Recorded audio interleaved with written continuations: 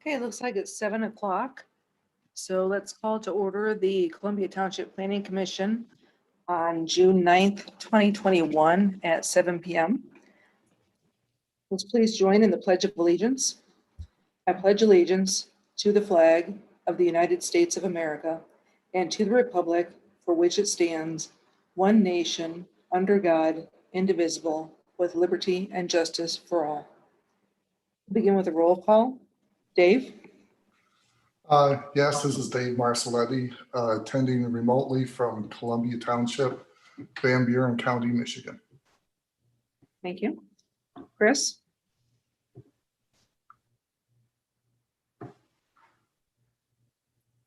Leslie, I just talked to Chris. There he is. Yeah, I just saw him pop on. So Chris, we're just waiting for your speaker.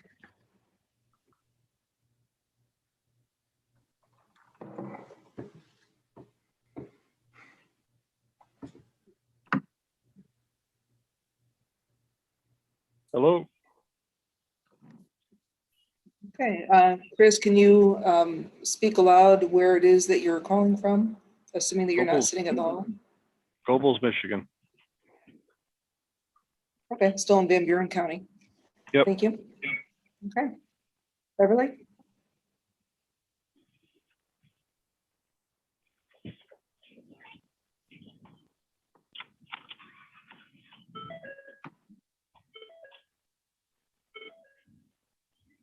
Present, attending from Van Buren County remotely.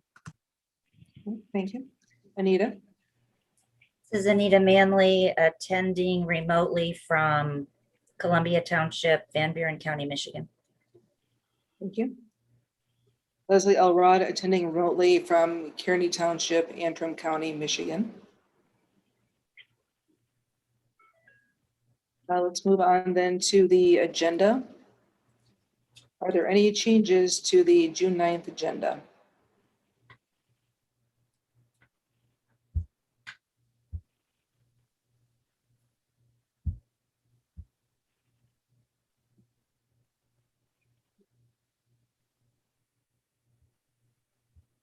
Okay, I'll entertain a motion on the agenda as presented.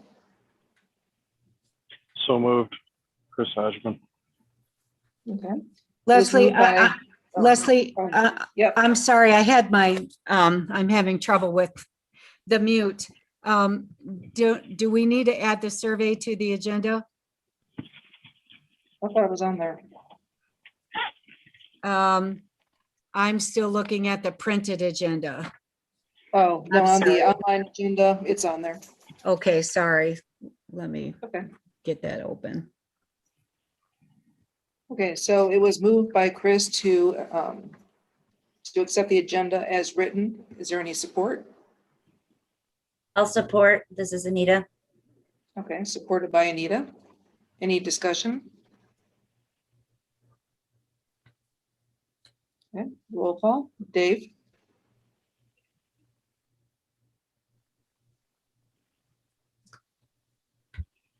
Yes, Chris? Yes. Beverly? Yes, Anita? Yes, Leslie? Yes, motion passes. Are there any changes to the May 12th, 2021 minutes?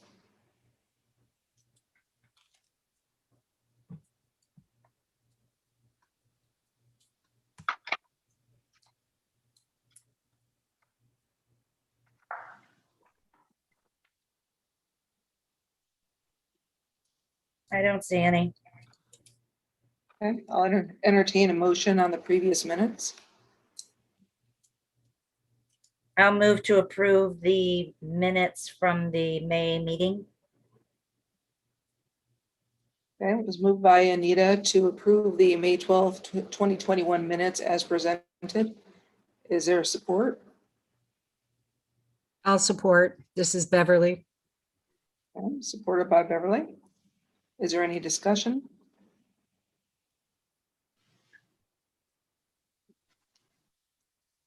And then we'll move to the roll call. Dave?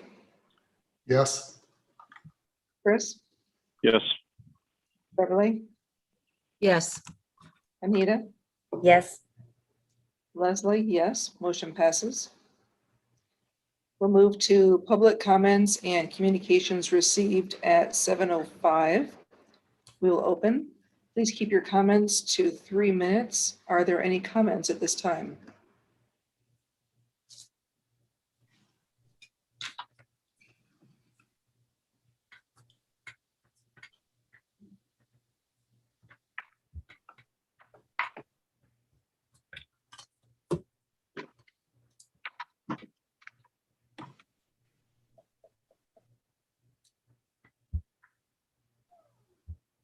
Check and make sure I don't see anything in the chat. Okay, I don't see anything in the chat.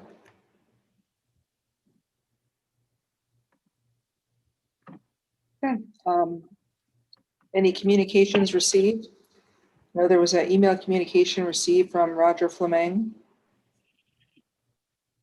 Yes, there's two of them. And one from last month that I was told didn't quite get to the agenda, and then a new one for this month. And that's attached in the F1. Okay, thank you. Not sure if you are supposed to read them or not, I don't know, but they're attached. I was told recently that I shouldn't read them because they're publicly available, so that there wasn't a need since they're in print. Okay,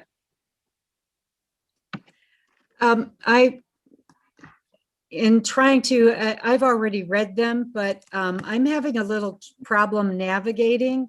It seems as though my screen is frozen, like I can't independently look at documents.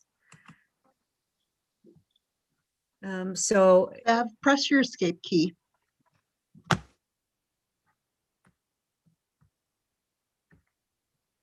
Would that help? no. You may be trying Oh, wait, to access wait, Christie's wait. screen. Yeah, because that's the problem. I think I'm stuck on Christie's screen. When I hit escape, it just made, gave me a smaller view. So I've got an idea. I'm gonna go in and try to access the meeting from the website again without the Zoom, maybe? No, Yeah, once you it made should it, move Oh, sorry, go ahead. I was say, once it made it smaller, then you should be able to navigate to anywhere else in your computer at that point. So you can go ahead and open a new window. So you can pull those things up on your own through Okay. Chrome or whatever. Oh, right. I get what you're saying. Yes. Thank you. That's exactly what I needed.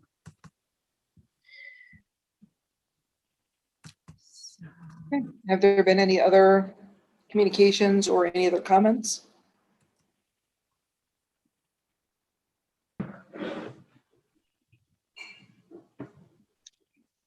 Okay, then we will close the public comments and communications at 7:08.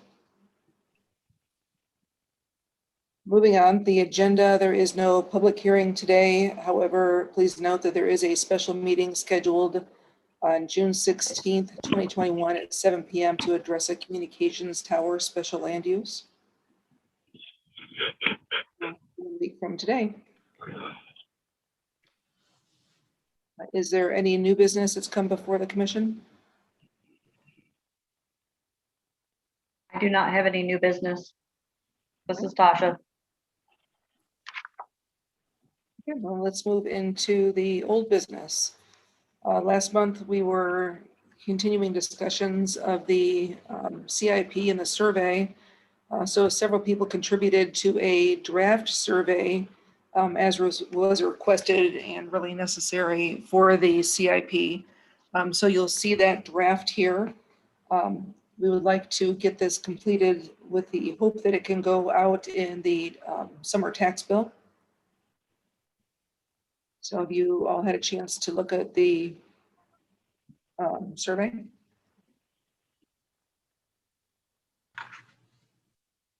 I've looked at it. I like it. I think it looks nice. I did try to get it onto 2 pages. I need to play around with it a little bit more to Okay, see if we can make it all fit, but I don't know. There's a lot of information that I think needs to be included, so I don't know. Can we, So- for the 2 pages, can't we do one of the pages print double-sided? Yeah, that's what I was trying to get it down to, so that it's just one piece of paper printed on both sides. Oh, no, I was thinking double-sided, and then we would have 3, Oh, I Page- see. I was it- trying, I was trying to get it to just, 2 pieces of paper. Yeah, I In was trying to 2 get down to pieces one. of paper, and then the backside gives plenty of room for comments. do people usually provide comments when this kind of stuff goes on? Yeah, Oh, okay. from what I've seen it, people It will, depends. not everyone. Okay, Yeah, but the comments are an important part. I'd sure like to see those. yep, So much like when we were doing surveys for the master plan, there of course is some concern that some people or households will submit more than one copy or try to forge them or whatever. So the recommendation was to print it from the office and have it go into the envelopes, but printed on a particular color so that it would be more difficult to forge and produce additional surveys beyond the original survey. okay. There are concerns about that. Content wise, I guess any discussion on using some color other than white to distinguish it from every other copy machine? Great idea. I just want to chime in really quick. This is Christy. I wanted to pass on a couple of points from the treasurer. The treasurer mentioned number 1, that this would have to be provided to her this week.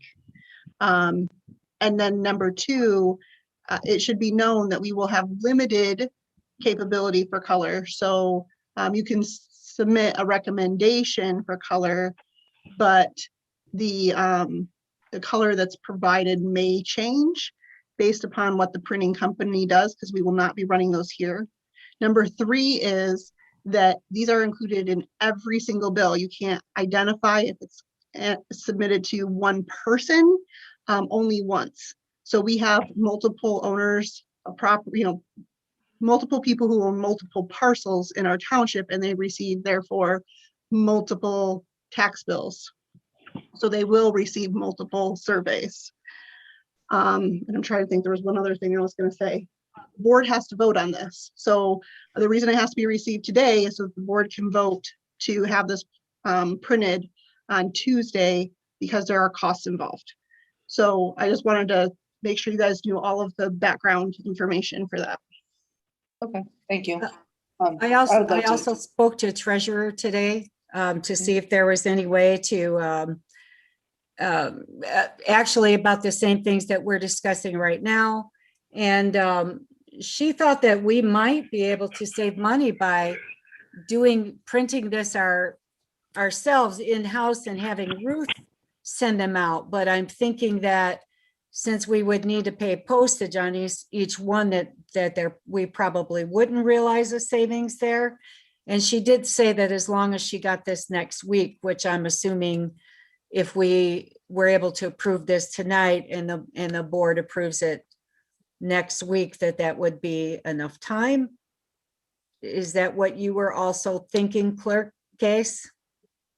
Yes, the time thing, yes. And I agree with you on postage. It will be significantly more expensive if you send it as a separate mailing.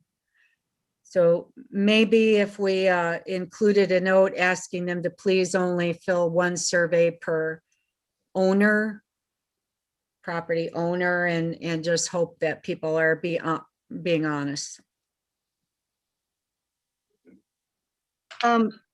Just if I could throw out there, it should be noted that we have multiple residents and only possibly 1 or 2 owners per parcel. So I just want to make sure you guys understand that sometimes tax bills are sent to an owner of a parcel, but there's somebody living there that is the resident that is not getting the tax information. I just thought I'd throw that little piece of information in there with everything else. So what you're saying is like somebody that would have input is not going to see this survey. If the only way it is sent is through the tax bills, then Uh-huh. yes, that is correct. Okay, If we were to put it, in an online format or something, then we could potentially reach more. But I'd like it to reach as many people as possible, so putting it, on the website or other locations that can be determined to increase accessibility. I would say our biggest problem with surveys seems to be to actually get people to respond. So I think it's a good idea to have as many avenues as possible. And on this survey, we are asking for them to identify their address. I don't see that a survey is such a horrible thing that, that we have to be so anonymous with it. I mean, you're not asking people to, hey, let's say the ugliest thing you can think of on here. So don't use your name or your address. Right, and it's not political, so.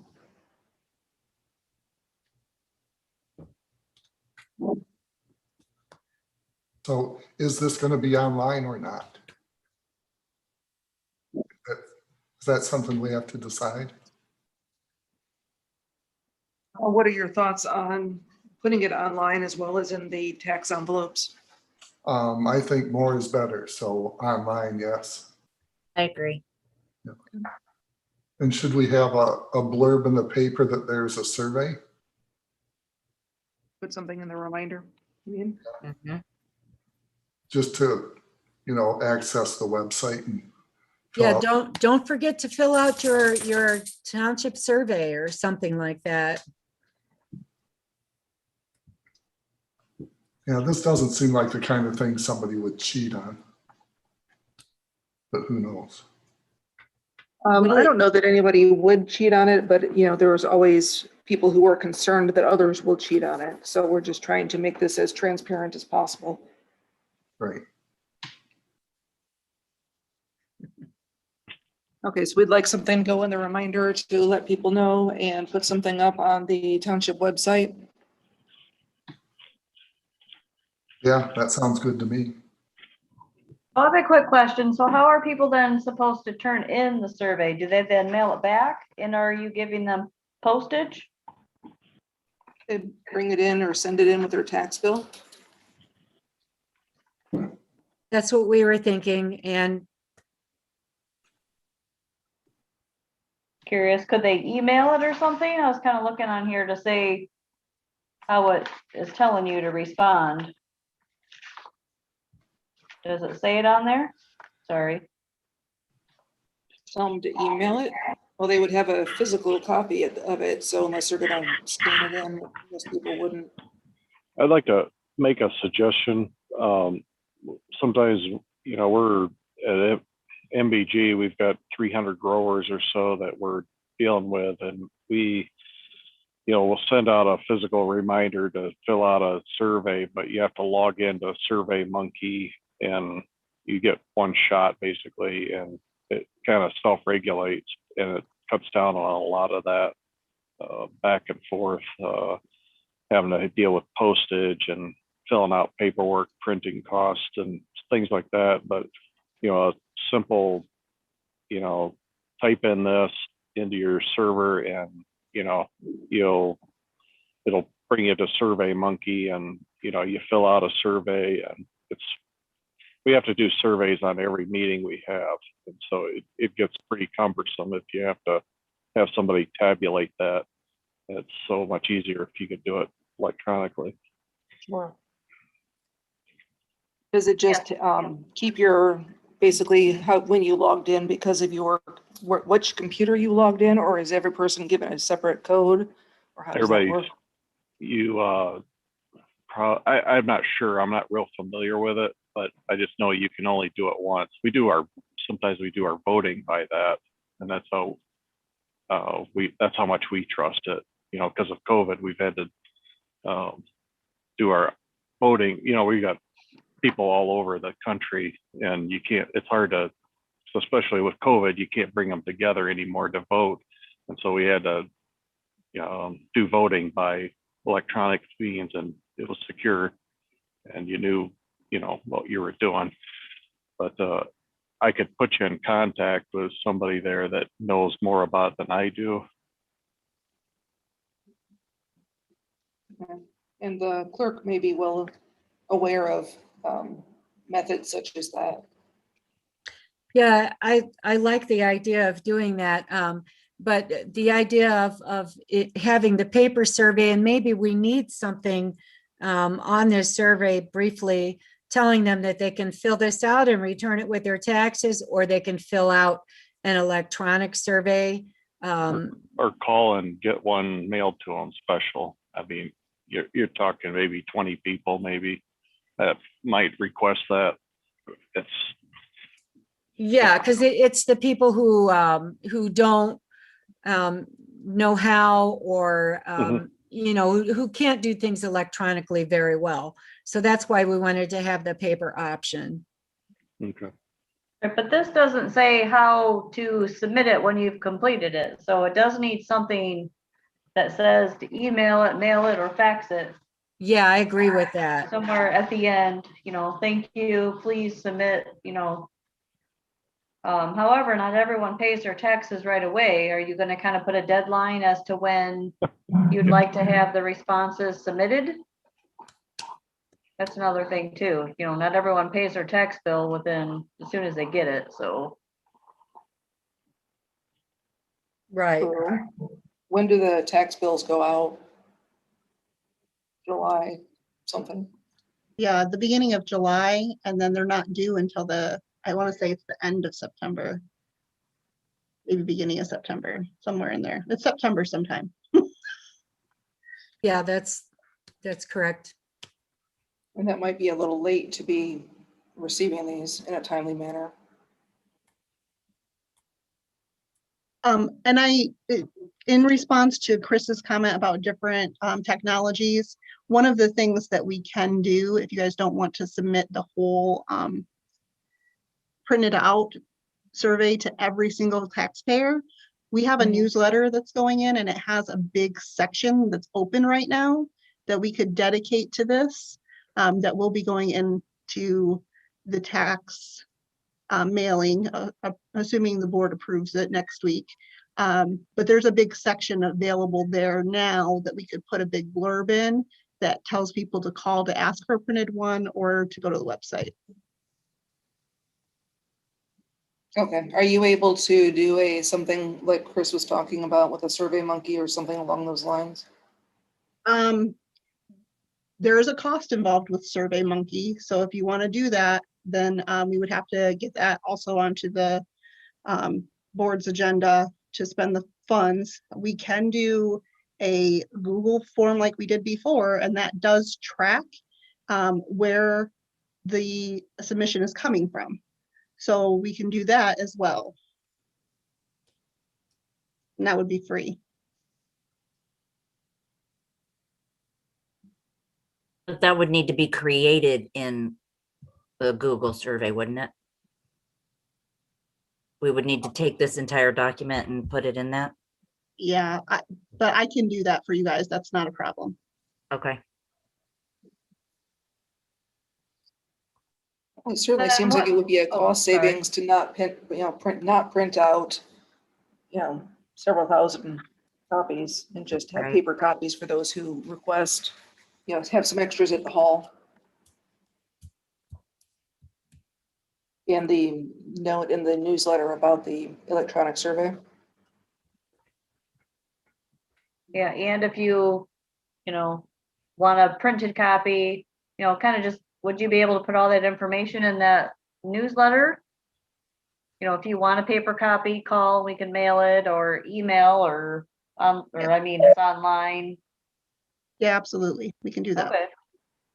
In addition to an ad and the reminder, I would suggest, because not everyone's going to read the newsletter either, just like not everyone's going to read the survey, but I would put something in the reminder to let them know that there is a survey that we would like them to complete, they can have it at the township office or find it on the website, or however we determine we're gonna do that.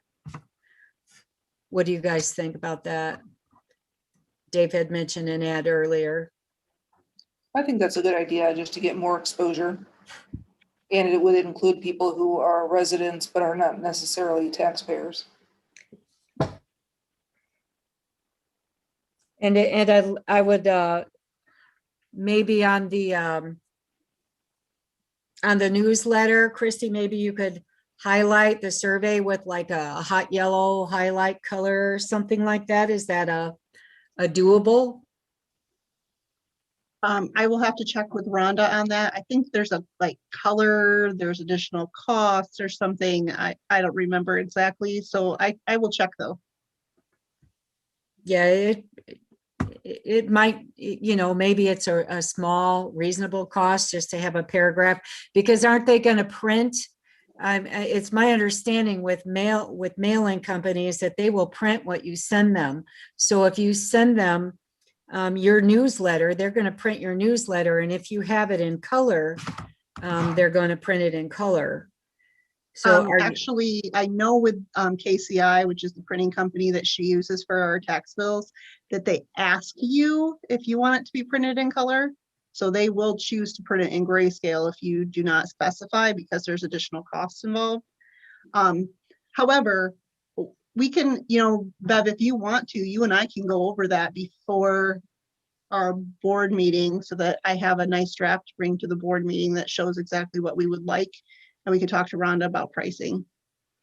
yeah, I would like to do that, because I think something to help get it would be helpful to get their attention, for the additional cost that color is going to be, unless it's going to be a fortune. But I think it would be worth it. Because so now we're saving the cost of printing 2,000 surveys and the weight of the paper themselves. So that might help offset the cost of highlighting something in the newsletter. That's what I'm thinking anyway. Who's going to tabulate this from the paper copies?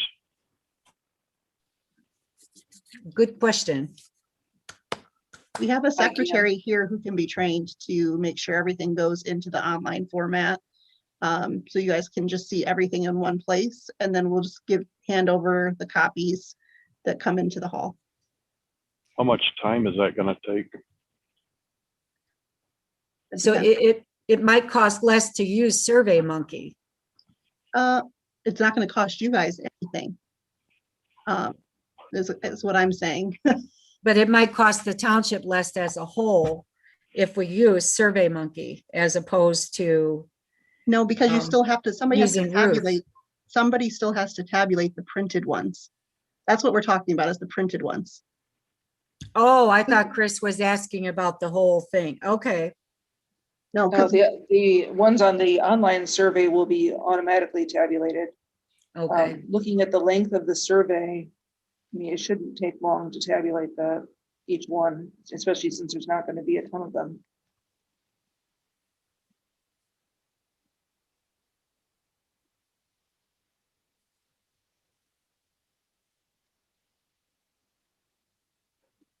So it would be Ruth actually entering it into the electronic format. yes, So she would receive the paper copy, she'd do the data entry from it. yes. That sounds reasonable. What do you guys think?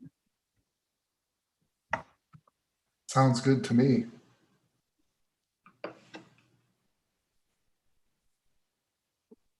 I think it's fine as long as we have it, in an electronic format so that we can move forward with it to show the ideas.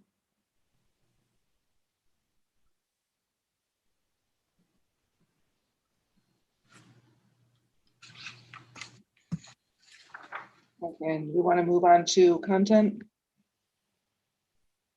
I guess, well, or do you want to set a date first for when you want this done? we're doing this electronically, then it can go out sooner than the tax bills. Oh, but you're gonna put it in the newsletter. So. Well, we could, it sounds like we're doing like a kind of a hybrid thing. So if we're gonna have the notice about it in the newsletter, and then you guys can decide actually when, I'm thinking we decide when we want to start it, because then we could get it. I guess we'll have to work with the clerk on when to get it online, and then when our ad would go in the reminder. And should that all be happen at one time, or? And for the electronic portion, we could probably start that sooner. Unless you think that people will do it twice, once electronically and once on paper. Oh, but we're not sending out a paper copy, so that wouldn't work. So we could start the electronic sooner. For those who didn't get the notice or do it electronically, they could catch it in the tax bill. And then we could say, have everything in by, I don't know, August 2nd. Which would give a month-ish from the paper copy, from the tax bills. So is it going out in the tax bill or no? Not the actual survey, but an additional notice about the electronic survey. Okay. Mm-hmm.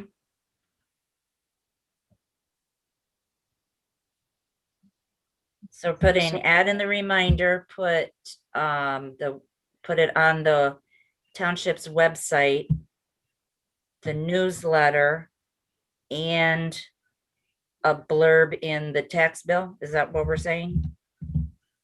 Yes. The blurb will be in the newsletter, which is going to be in the tax bill. Okay, gotcha. And I like the idea of the reminder ad and stuff also, because there are renters in the community who probably, the tax bill, whoever the owner is, they may just toss the survey. But then it gives the people who live in the community an opportunity to respond. Right. You think August 2nd is enough time? That sounds like enough time. We don't want to drag it out forever, because then it'll get forgotten about. What do you guys think? I like the August 2nd. Sounds good. Good.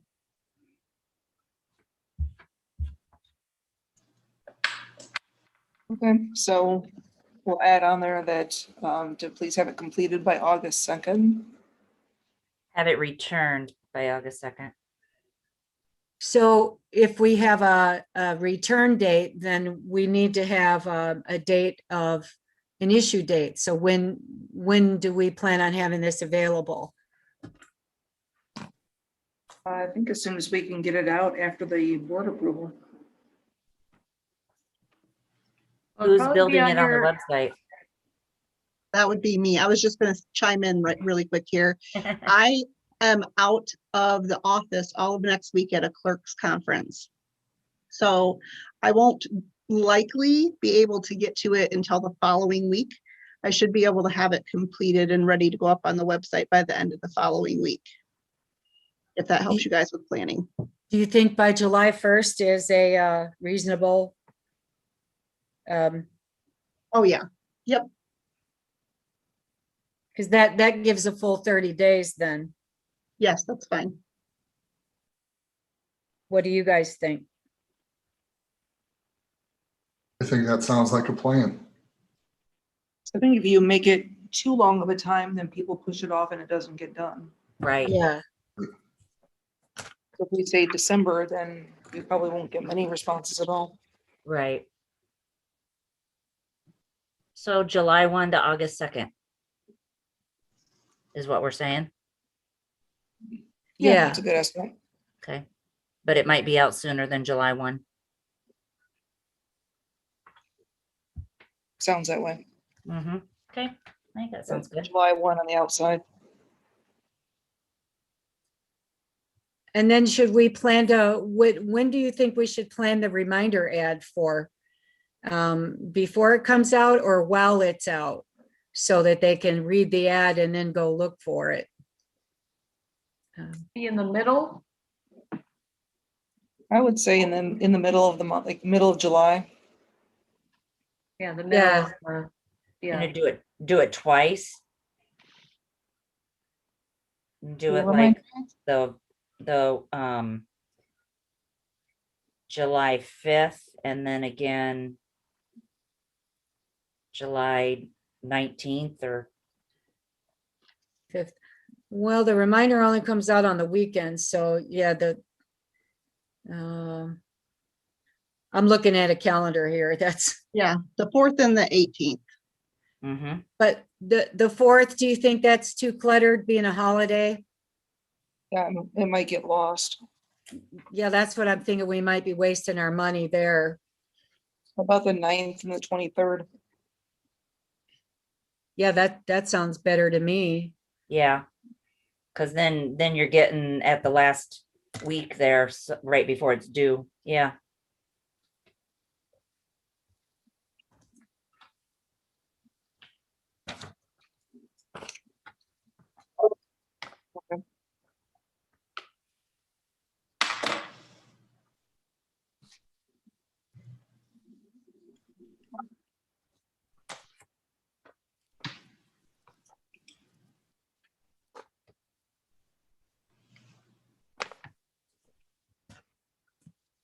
Okay, so timing sounds like it's workable for everybody. Yeah, sounds good to me. Yeah, me too. Okay, so let's move along to content finally. Mhm. That was a good laugh. That's me. Yeah, I know. Okay, any recommendations for the first, well, for the dialogue at the top?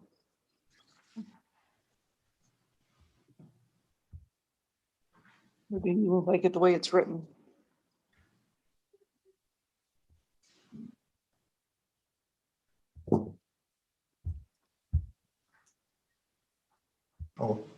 This is Dave. I thought it looked just fine. I didn't see any flaws. I don't know what else you would add to it. I think short and simple is good. Okay, so anybody want any changes to that part?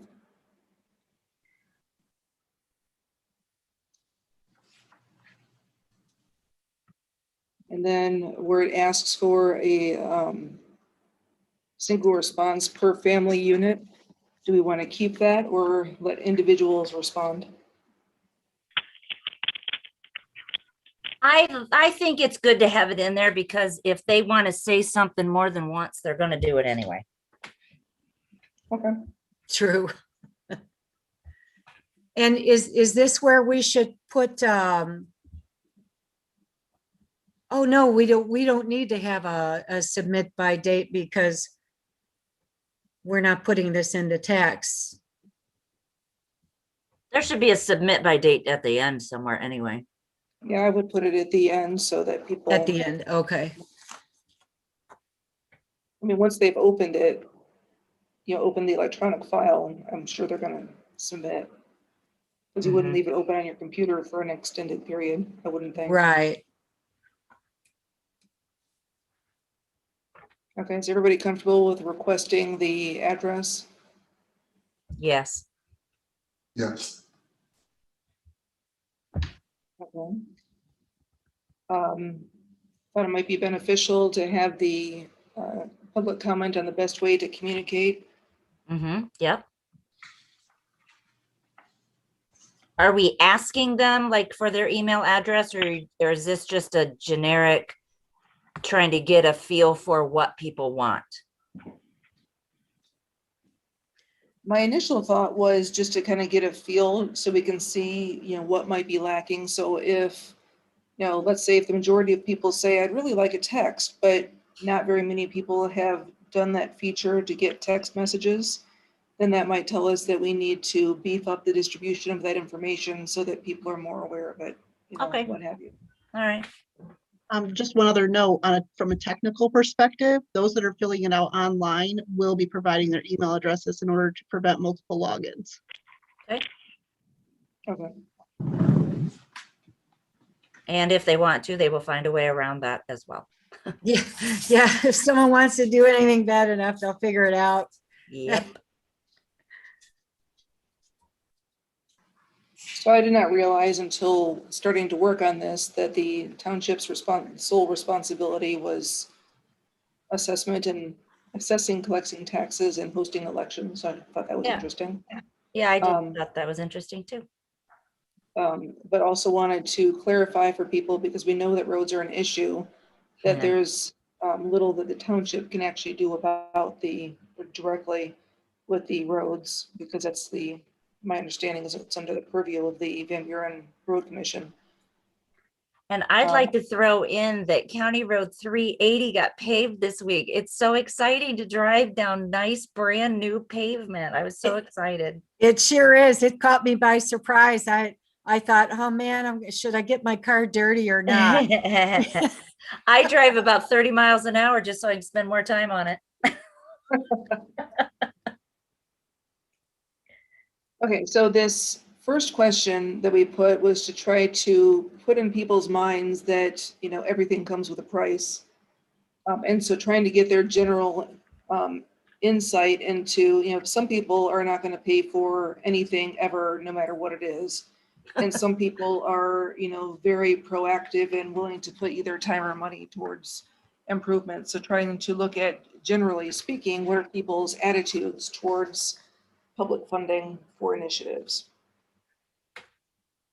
And then going into looking at specifically what people are interested in and how satisfied they are with those services.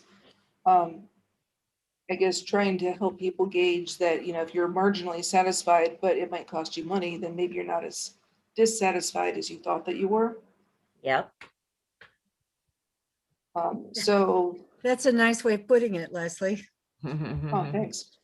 So holding that in mind, we then move into how satisfied people were, and we tried to break these into categories of basic services, expanded services, and then emergency services, and how satisfied they are. So thinking about future spending, if people are generally satisfied with something, then there's probably not a large need to, you know, amend that service and spend money there, versus if it's something that where people are dissatisfied or very dissatisfied, then that might need more attention and looking at project plans. Is there anything missing or you think should change in either the funding general initiatives versus and the chart that has the very satisfied to very dissatisfied?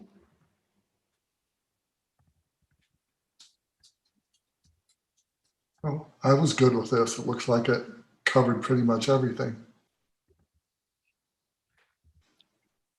Do you think that the under expanded, we've got Township Hall and Park and Ball Field all in one line? Should we separate those?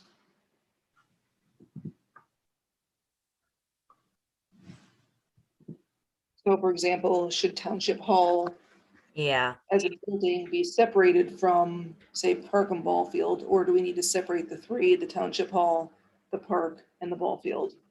I think Park and Ball Field can be together. Yeah, I agree And the with hall should be Anita. separate. That's a good idea. And so I will add another line there on mine.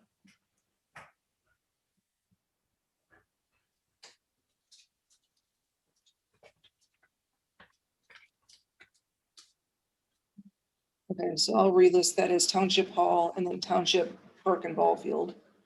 Yeah. And do Does the park zoning have a name? administration- I don't know if it does. Okay. Does anybody know if the park has a name? I don't It does- believe it does. It does not, however, maybe the planning commission wants to take that up as a project. Do like monthly questions on the website, and that could be one of them. What should you name the ballpark? Oh, that would be fun. Or how about name it after the best kept home in Columbia Township? Do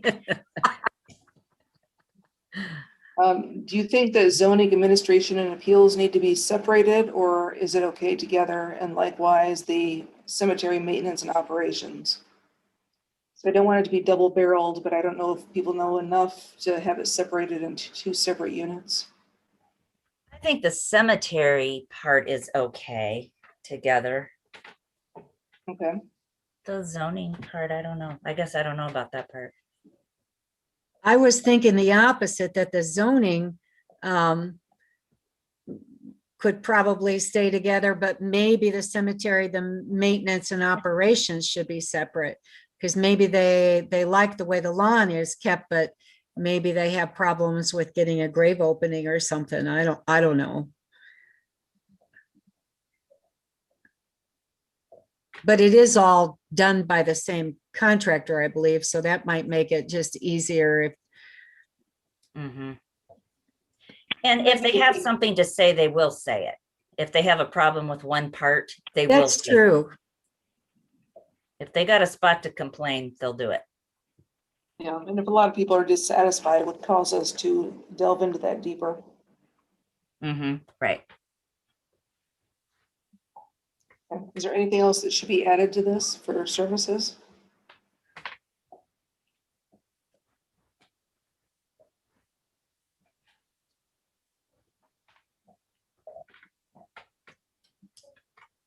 Okay, so the next section is somewhat, weird to think about your satisfaction level because some of it we don't actually have. So keeping that in mind.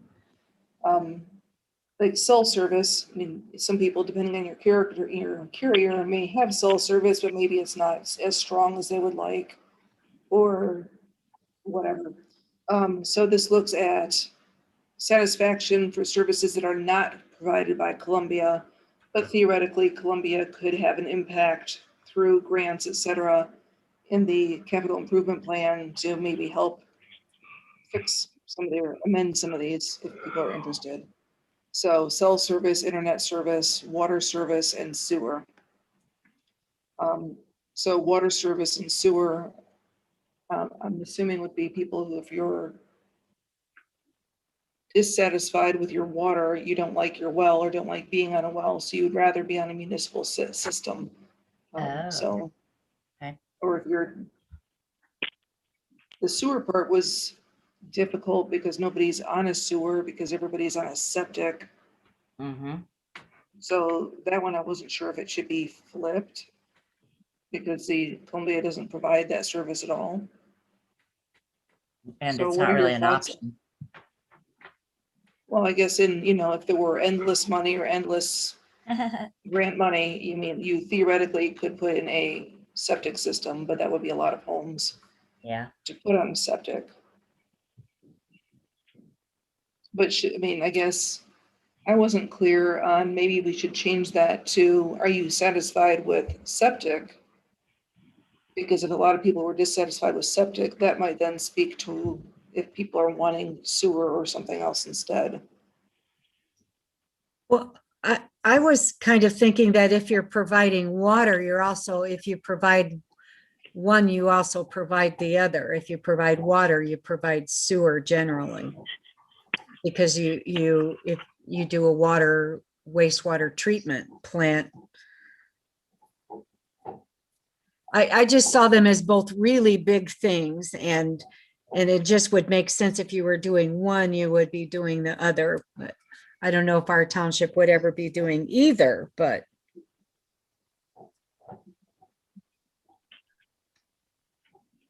Well, that's kind of covered in the next sentence below, which if any of the above should receive attention from Columbia Township.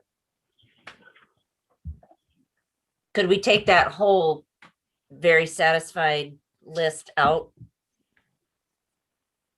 Yeah. Does it need to be in there? No, I like, doesn't have to. oh, sorry, Leslie. Oh, go ahead.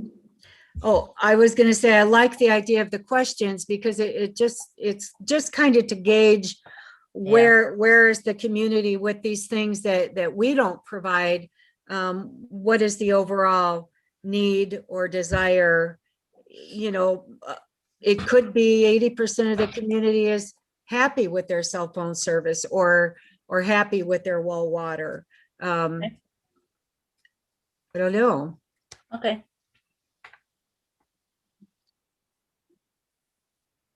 So under the table, the satisfied and dissatisfied, should we put septic / sewer? Just to try to clarify for people. Yeah, that's a good idea too. Yeah. Because my Sewer. concern being, if I don't have sewer, I might not have a lot of thoughts about how satisfied I am because I don't have it anyway. Right, Right. right.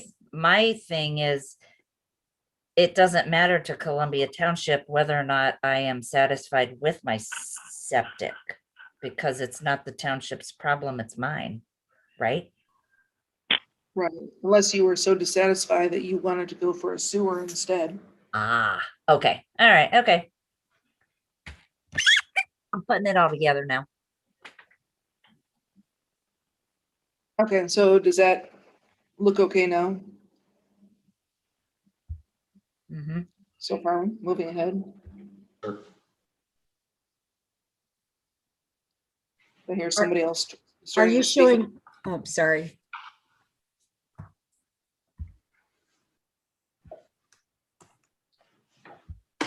Thought I heard somebody else starting to talk, so. Oh, so are you typing in changes as you go, Leslie? Are you showing changes? I'm not showing anything because I don't have a screen. Oh, that. okay, because you said, does that look okay? So I'm like, oh, because Well, I'm that's- still looking at the other, I'm looking independently of Christie's screen. Oh, no, not unless Christie's typing it in at the same time I am. But Christie, I'll send you an updated version. Yeah, I'm not typing it in there. Okay, I'll send it to you at the end.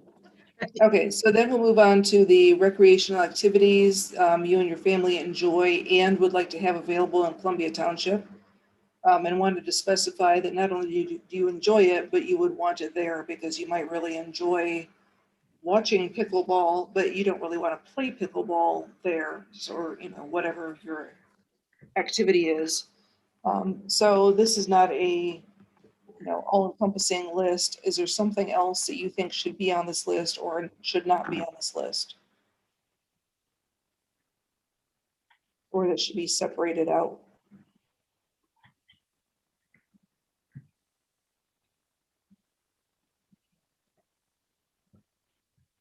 You've got a line for other if they have something else. They've always got they can add in their own ideas. Okay. Nothing that's screaming that, Oh, I was just gonna say that looks like a good start. Mm-hmm. okay. And I couldn't remember off the top of my head how many lakes we have. It's in the CIP, but I forgot to address it here, so. It was 16 or 17. Yeah, I thought we had 17, but in the CIP, we have 16. So I've, I'll go ahead and put 16 on here because on the CIP, I went back and double checked it with the master plan. okay, The question about whether you own property on one of the lakes is just to kind of gauge more of like what you yourself would have access to versus somebody else might not. So let's say if it's swimming and you've got, you know, a lake in your backyard, then, you know, you might not be as interested in swimming as a recreational event, you know, what have you. So just to try to gauge lake owners from non-lake owners and what interests are, because we know that there's been some discussion on, you know, accessing lakes and who pays for lakes, et cetera.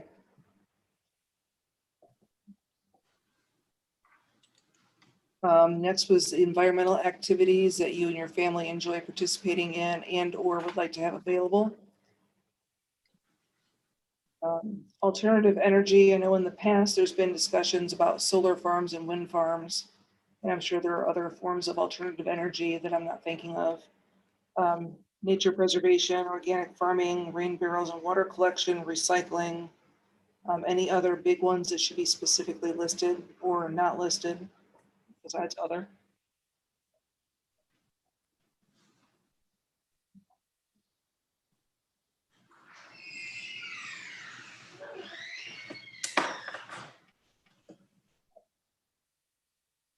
Okay, and then we went on to community activities. Any other community activities that should or should not be included? What's volunteerism? What would that, I mean, how is that? Like you're thinking if people list that that is something they're interested in, we could help them find places to volunteer? Yeah, so like, let's say if I like to volunteer, but I don't really know of a lot of volunteer activities in my area. I really only know about ones that I see advertised for Kalamazoo. Then Okay, maybe we could, list ideas of people who are looking for volunteers in the area. Okay,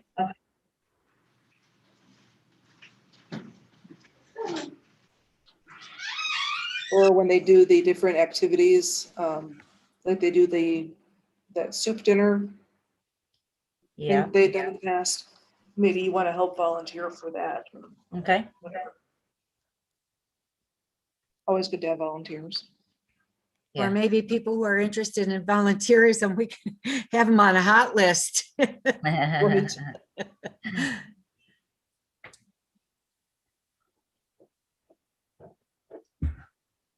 Okay, and then we came up with a short list of potential capital improvement projects. Keep trying to keep them generic enough that it wasn't saying that this was the project, but trying to come up with more of like categories of things that, might be important to people or not. Okay,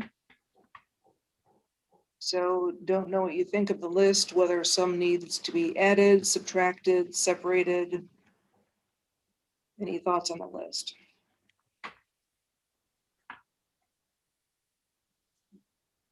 township office, storage buildings and technology expansion. I don't know if those would all be the same.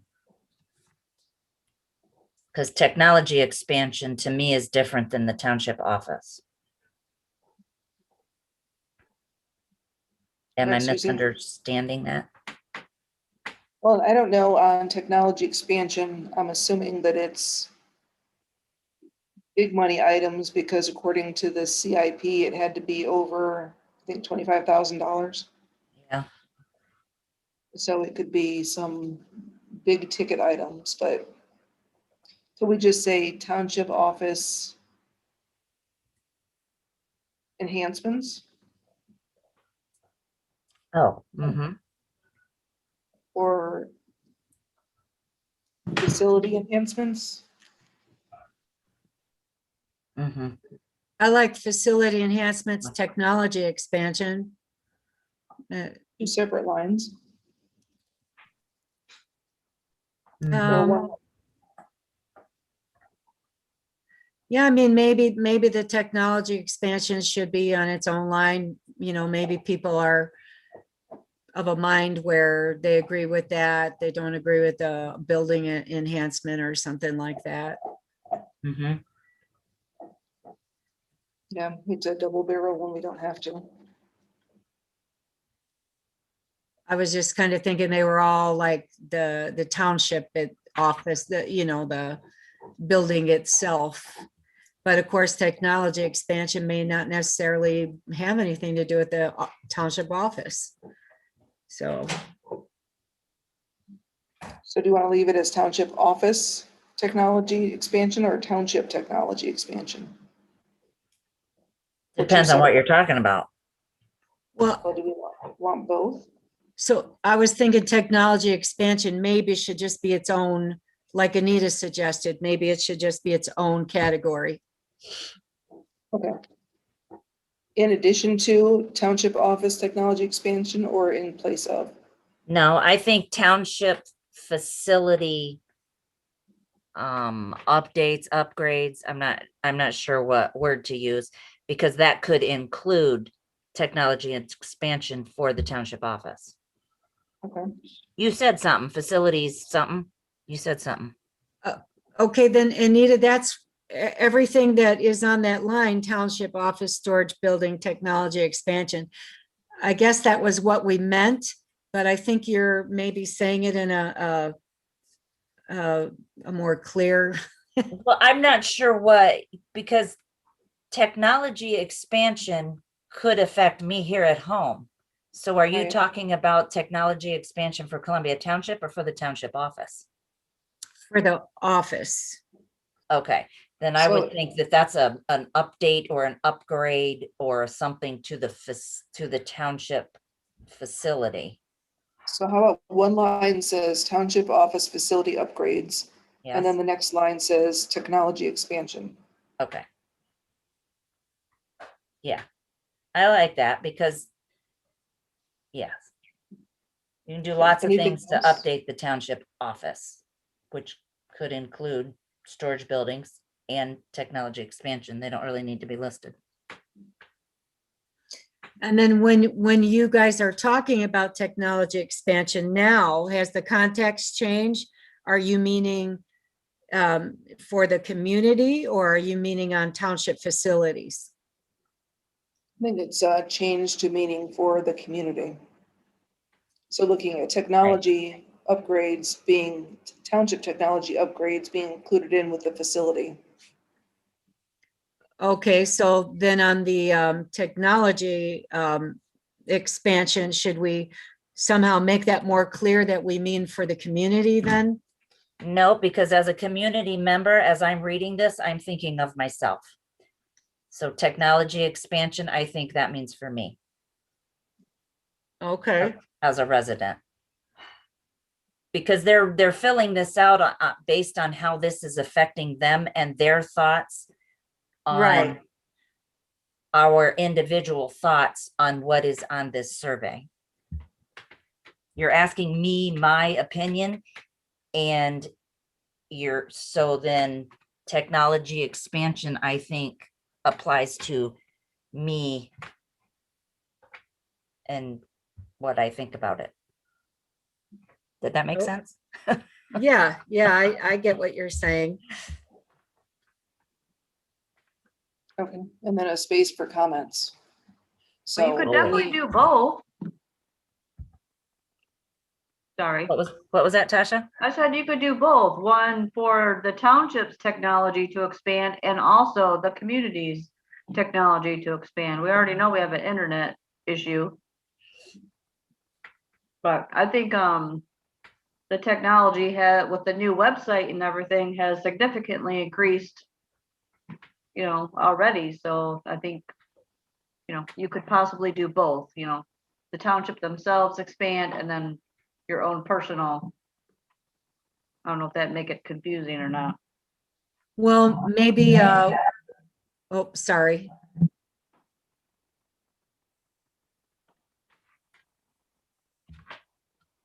Was I speaking over someone? I don't think so. Then maybe to make it more clear, then we have the one that goes with the township and then we can have community technology expansion. That way there's no doubt, Okay. in case not everyone reads it the way Anita reads it. Well, I think you're right, Anita. Most people are going to read it like that, but now in hearing what Tasha just said, I'm thinking maybe we should clarify it a little Clarify. more. Both ways. And maybe the township in general would like to know both ways also. So that's kind of what this is for, is to find out, the township specifically and then the people out in the township. So I guess if there's room, it couldn't hurt but now we're adding more lines and more space. So, Well, we're not adding a lot, really. okay. We could take out one of the others and put it there. Yeah, Because that's a good point, because then it lets us know for sure what they're talking about yeah. on technology expansion. Do they mean they want more internet? Or do they mean we want more technology at the hall or something? Yep. Okay, so you wanted to say township office facility upgrades, community town technology expansion, and township office community expansion? Or technology expansion? So you're saying break it out into 3? Is that what I'm hearing? Oh, no, I was thinking two. Okay, so it's township office facility upgrades and community technology expansion. Yeah.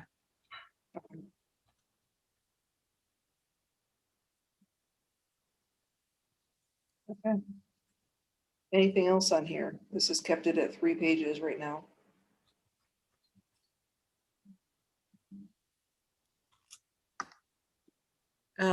I guess this is where we want to have the Oh yeah, how to submit it and the complete deadline. by date.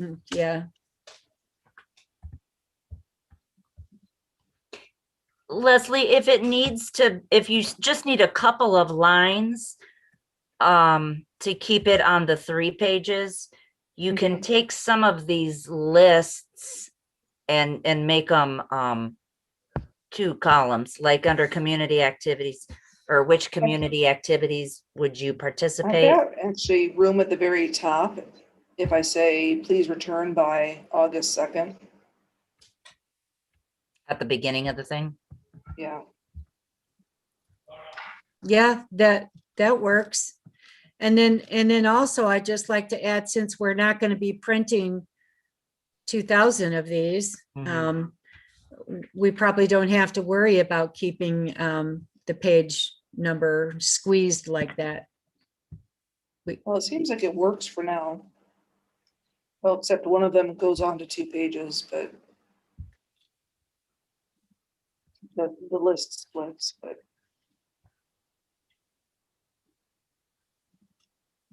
I like the how you've called it the speak up. I like that. yeah, I did too. So thank you for everybody who contributed to this. Did you create this whole thing on your own, Leslie? No, there were a number of people that worked on this. Oh, okay. It's got a lot Well, of no, information in it. Yeah, I cannot take credit for all of this. Oh, you should. No, I should not. Okay, I think we probably need to do a vote to send this to the township board. Would that be correct? Yeah, I think we have to approve it, don't we? That it's the survey we want, so that we can have them, the board approve it if they will. I believe so. So how about I will entertain a motion on the CIP survey. I move to approve the capital improvement plan survey To be forwarded to the township be- board. to be forwarded to the township board for approval. Sounds good. Is there support for that?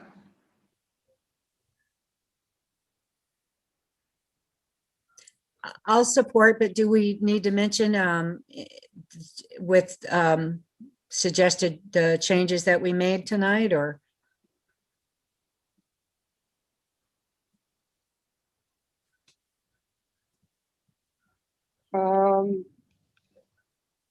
Or Sure, is you it, could- I'm sorry. I was just say, I'll be sending the changes following our discussion. But you could amend it to be approve with revision. Approved. Yeah, with revisions made at the meeting, with the revisions suggested.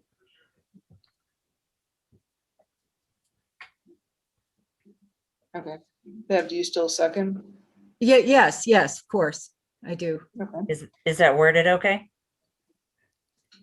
I think so. Okay. Other discussion?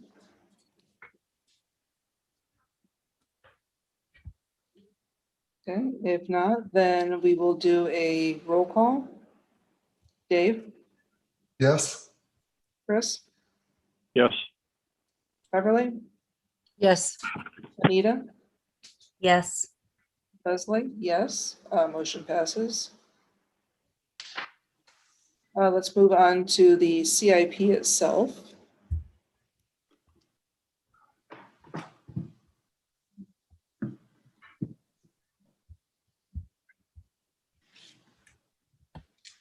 Well, I have a confession. I didn't look at this part at all, this document. All busted. well, Let's see. I'll confess that I looked it over and it's a world improved from the original. Okay, well, that's good. Yeah, that's good. Oh, yeah. I was able to get a different copy of the map in on figure 1-1, the corrected map.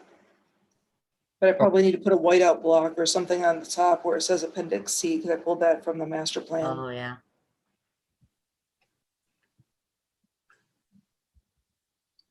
there, I did go through it and there were a couple of things I noticed. And I'm trying to find them. And it was just like, it was.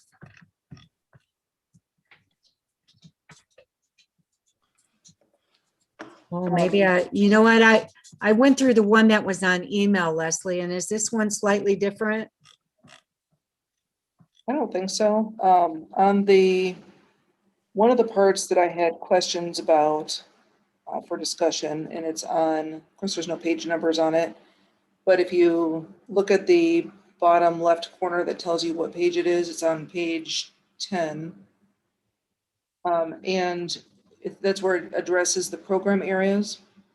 And I put in highlight, so I'm not sure if you see that on your screen or not.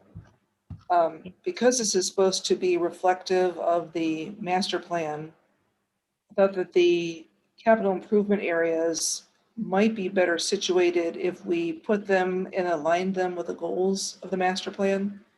So I included in there the 5 goals that we had in the master plan, and maybe Oh, those are the program areas that we want to address in the CIP. yeah, I see it highlighted also on what I'm looking at, yep. So it, the 5 goals there under Right. the table, Right, under that colored table. yeah. So thinking about trying to marry these 2 pieces together, since they're supposed to go together, the table above addresses some good ideas, but I think what we need to do is, if those were the projects, then think about how those go into the goals. So for example, maybe a bike path is a way to preserve a natural and peaceful environment. And so thinking about of these projects, instead of being standalones, how they would mesh in with the goals that we've already established. I really like that. So do you, I guess, do you want to change that table then? So that table 1.2 is more reflective, like basically take out that table as it stands and put in those 5 goals, and then project proposals would then address those goals instead.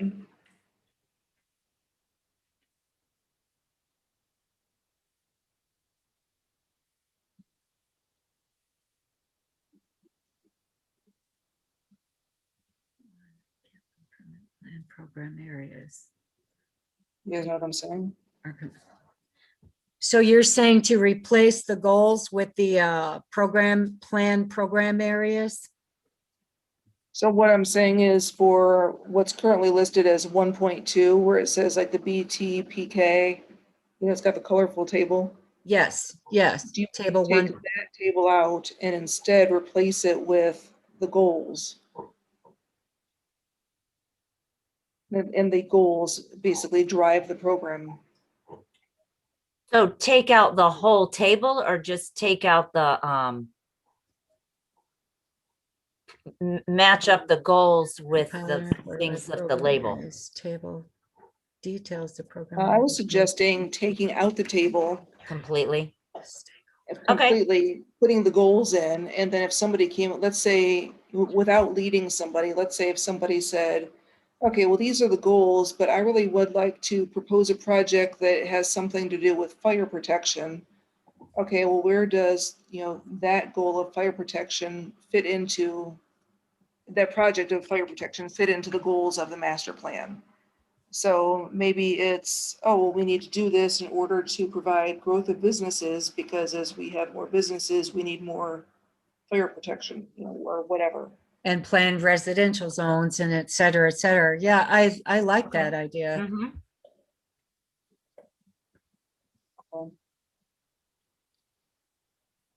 So I will take care of that.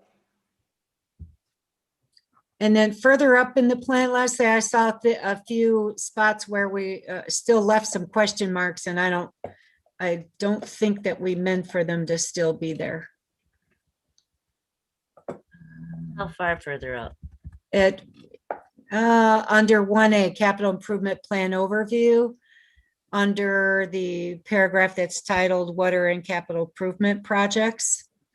And the two bullet points at the bottom, they are over to the left further than the ones above, and they each have a question mark. Oh, okay. We'll just take the question marks out Oh, I see. Mhm. and try to line that up a little better. Yeah, and scooch them over if you can. Yeah, they look a little wonky. Not sure what was going on there, but in any case.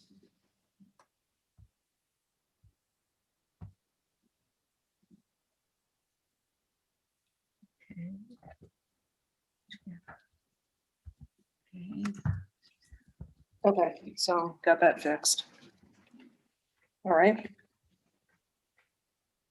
Oh, and there was one other thing, the township hall condition. We have the condition listed as fair. We also have that old fire station listed as fair. And I don't know where we came up with the condition of the hall, because as far as I know, everything works properly. I believe the roof is newer from the tornado. It's got to be in better condition than Fire Station 1, which I heard has some pretty bad issues. So that was just, I mean, I guess we can leave it alone. It was just something that I noticed. It may be because it's somewhat dated, but then I also know it's gone through some updating. Okay, and then under pumper tank, the very last pumper tank, we So is still everybody have, comfortable Township Hall staying at fair, or do you want to change it to, I don't know what the scale is, good? yeah, I guess that, I don't know. I'm, Well, fair covers a lot of ground. Pretty much everything is fair. Right, that's kind of like medium. I was thinking it was in good condition because it's well kept, well maintained, but I'm not a building inspector, so that was just something I noticed. I wondered where we got the conditions from. So yeah, and Dave said it covers a lot of ground, so we have the Fire Station 1 under the same fair. And the year built is unknown, but it was purchased in 99 and the hall was built in 1990. So I guess that makes it 30 years old. So yeah, I don't know. If you guys want to address that or not, but then also under the pumper tanker, the very last one, we still have a question mark next to 1999.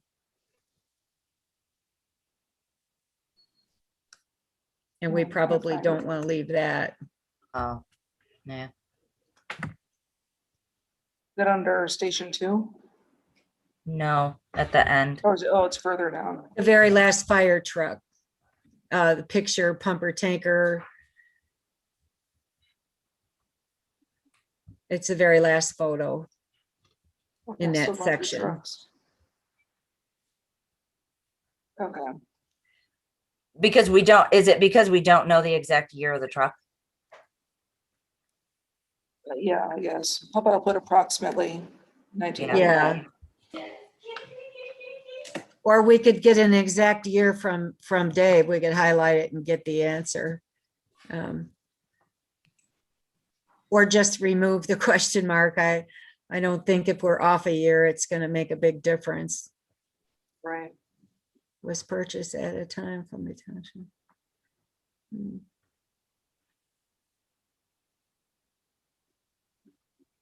Okay.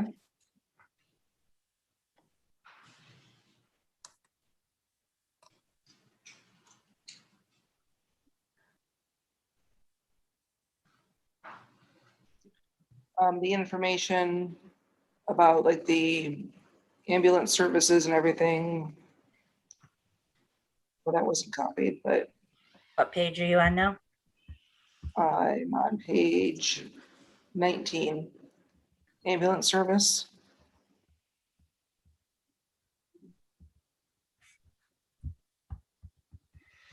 So, Christie, you could probably opine on this more. I don't know if these figures are correct.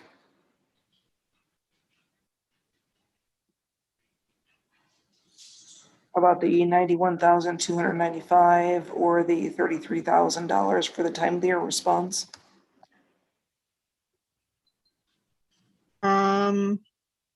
Where ambulance? I'll have to do some research on that. I did just do some research for you on that engine and it's 1996. Oh, perfect, thank you. Excellent.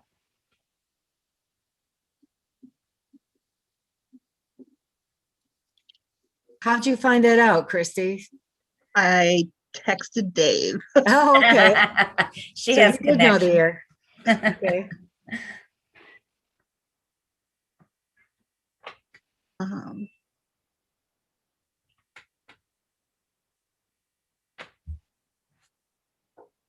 Okay.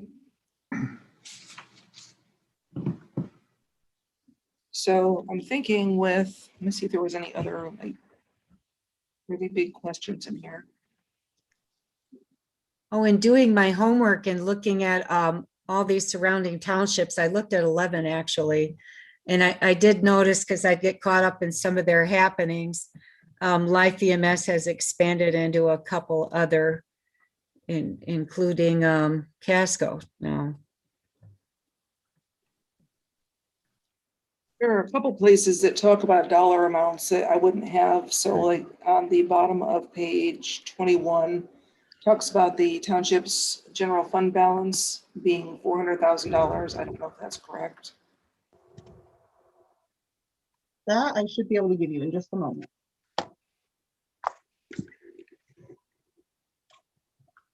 And I don't know if you want, because this, it changes pretty regularly. So you may want to put like approximate.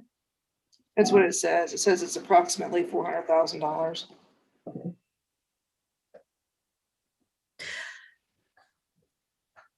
So are we going to, that highlighted area there for overall funding graph? I don't quite understand what is supposed to go there. I think that would be after you've got project requests, I would guess. Okay, so the general fund fund balance is approximately 340,000.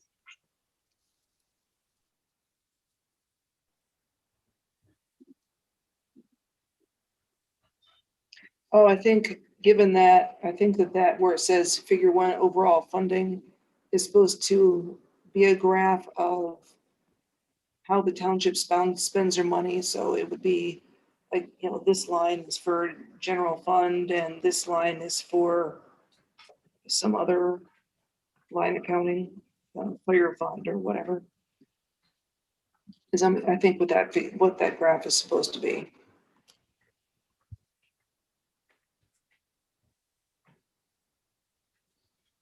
I kind of think that these graphs are supposed to represent works in progress, as if we were already into a capital improvement plan as opposed to just beginning one. So I'm thinking that because of the sentence or the two sentences under it, that the graph is meant to show that there's not enough money available to support the projects without the CIP. Yeah. Without granting. Is it currently inadequate to support the township share of the capital improvement plan? Okay. Hey, any of these financial graphs that you guys need, if you can describe what you're looking for, I can pull the actual numbers and provide whatever you need. Okay. On the next page, there's a graph for Parks and Rec. Not sure what the graph is supposed to be. There's zero money, so that's not hard to graph.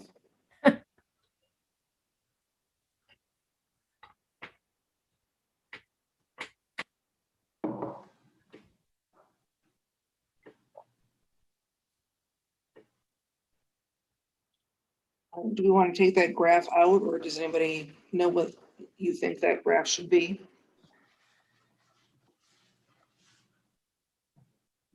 Seems like you could live without the graphs if they don't really show anything. Yeah, I don't think they even exist yet. That's kind of what I'm thinking. Okay, then we'll remove that. Public safety, and since in parentheses it says police protection, should we put instead sheriff or something, since it's slightly different? Deputy sheriff. Does that work for you guys? It describes it in the paragraph.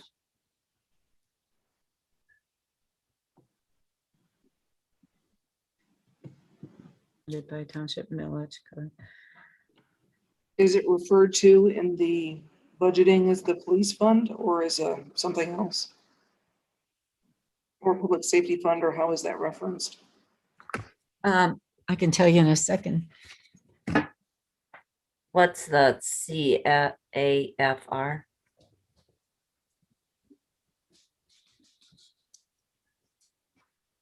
CAFR report. That's a good question. I just happen to have a list of the millages here.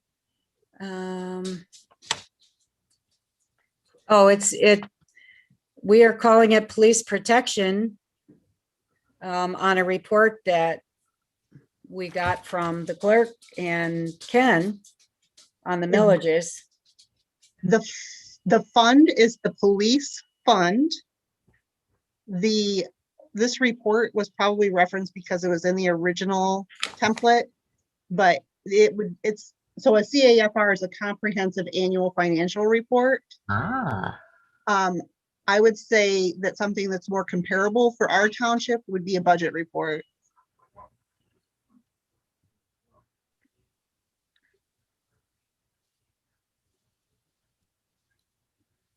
So do we even need the amount? The contracted deputy sheriff program is currently solely funded by township millage. So do we even need to report what Yeah. our fund balance is? Like that first sentence, take that first sentence out. That's what I'm thinking.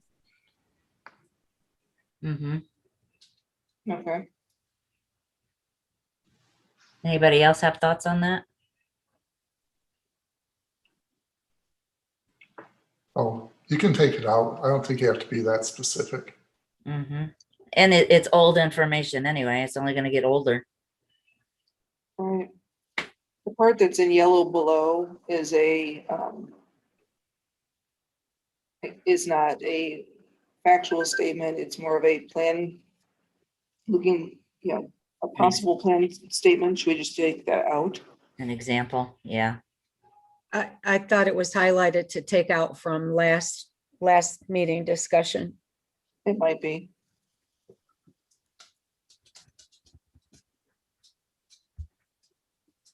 Do we need to have the amount of fire protection fund money, Fire protection. since it's also Probably. covered exclusively through millage? Yeah, I just think it might be good enough to say that it's supported exclusively through millage revenue. Then Yeah. if a project comes up that if Ken's trying to do a project, then that would be the time that he might want to get into the dollar details and that to show where we have a shortage or how we're going to pay.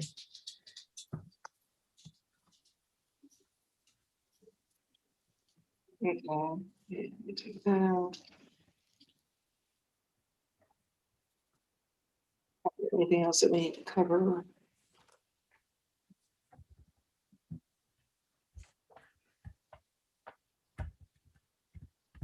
And also the graph there,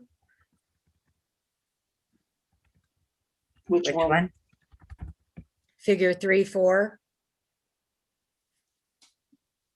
Fire protection? Yes. Oh, I already took that out, I think. Oh, okay. Okay, so going down to section 4.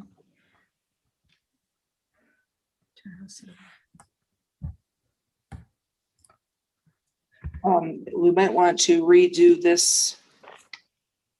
I don't know if these numbers are lining up with something in the budget or if they're just random examples. But should this be reworked to come up with examples within the 5 goals that we have, or just leave it alone because people can think of examples within the 5 goals?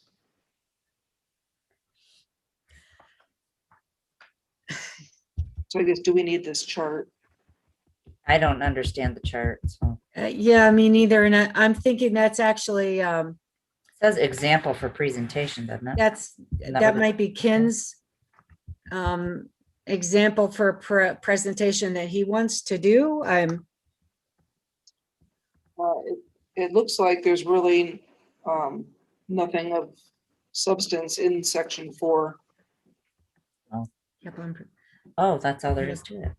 That's all there was. So maybe we need to scratch section 4 and then make the capital improvement facilities 4. Mhm. Is there a B?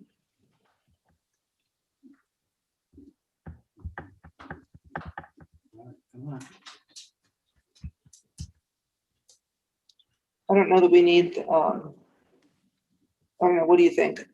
The rest of section 4, which is examples. Which tied back to the fund, to what we got rid of. Oh, sorry. I think you can scratch those examples. I think they're confusing. Mhm.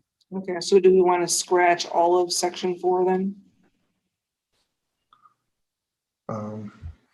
You mean like into 4A and all that? Yeah, because those are more of examples that tied in with the chart that we deleted. Oh,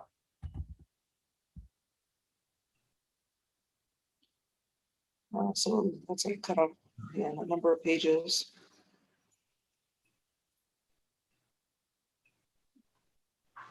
oh.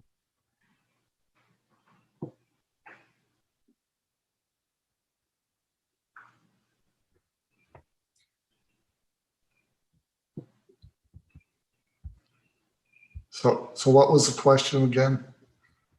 I think we're gonna scratch all of the section 4 with the subsections,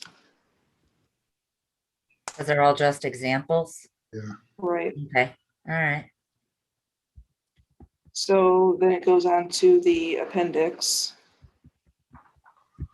There's a lot there. Which I don't think is actually, oh, it is in there, the Michigan Planning Enabling Act. Which is in there because we referenced it somewhere at the very beginning. Yeah, I remember talking about that last time.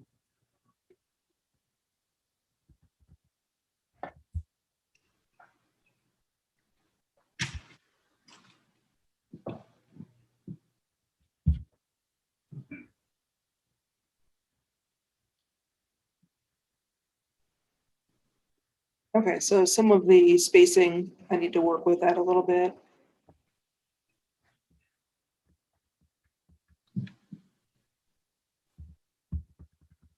I know we've got the survey out. With the changes that we're making, is this something that we want to vote to send to the board at this point? We've been through it a couple of times. Well, they could still opt to change it too. That's true. Oh, can we back up a second? There's still a couple things on my list. Yep, absolutely. Back in the population section, Yep. way back at the beginning, there was just a weird typo in the first line. Let me find it. Okay. It was, yeah, it's like way back at the beginning. What page, do you know? It's page 9. Is it page 9? Yeah, I don't remember. Oh, yep. But the first line was doubled up or something. Oh, yeah. As of the 2020 census of 2020. Oh, gotcha. You wanted to say as of the 2020 census or as of the census of 2020? Oh, Or one or the 2020 other. census? One or the other. Yeah. Probably the 2020 census. Isn't that how they refer to it in the? It sounds cleaner. Sounds Yeah. rural. Okay. And the other thing I had was that, the Calhaven Trail is that covered bridge. I don't think that's in our township. Oh, yeah, we talked about that. The picture, you mean? Yeah, it's not, I thought we voted at last meeting to remove that Did we? Okay. because it was not one of our capital, because it was under existing capital facilities and we don't own or operate that Okay, or maintain it. so is that not in there anymore? Oh, no, it's still there. The covered bridge picture is still there. Okay, so since it's not something we own or operate, we're gonna remove, that's on page 14. We're gonna remove the Calhaven. Because it was on, under Oh. existing capital facilities. Right. Okay. Okay. Mhm.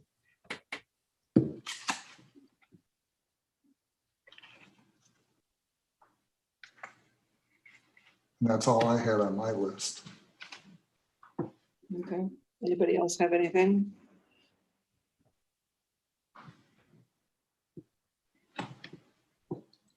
Yeah, I'm at the end there, what were you saying you were going to remove that entire section? Section 4.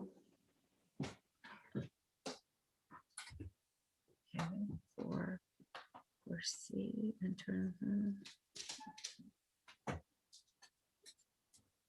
Because section 4 was basically all examples. okay. Parks and recreational. Okay.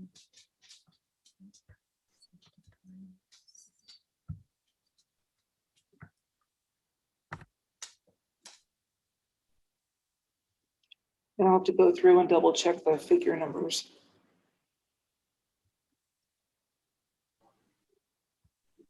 Okay.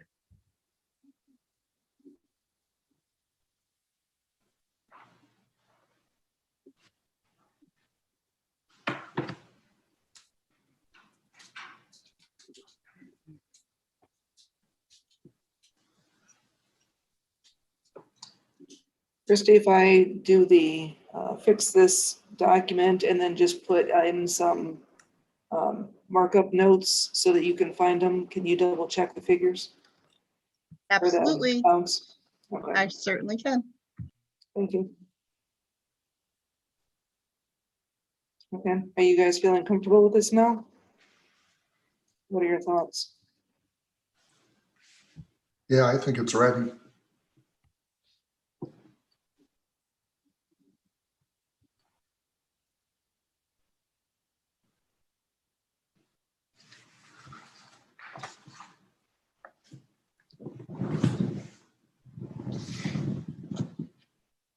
Okay, so I guess then, is there a motion for this to be accepted for forwarding to the township board for consideration?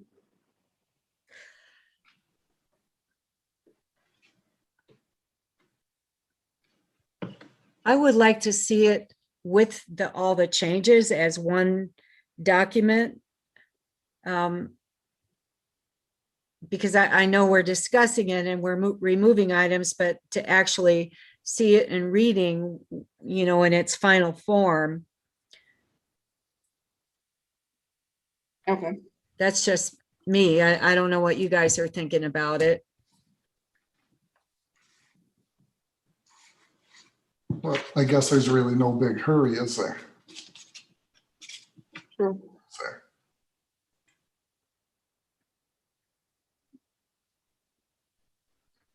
Okay, so instead you want me to fix it, have Christie look at the numbers and then bring it back for the July meeting?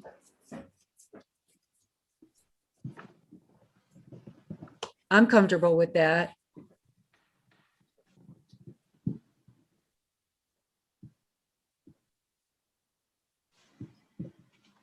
Does anybody disagree with that? I'm good with that. I'm good with it. Okay, then I'll make those changes and have them to you in the not distant future. And then we can finalize that at the July meeting. Okay.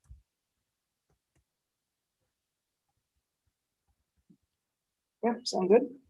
Yep. Yes. Sounds good. Okay. So I know it's getting later. Always is, right? Yes. I don't think that we're going to have time to just get into parking standards tonight. I know we've been talking about the pole barn issue for several months now. Having heard a lot of community feedback as well.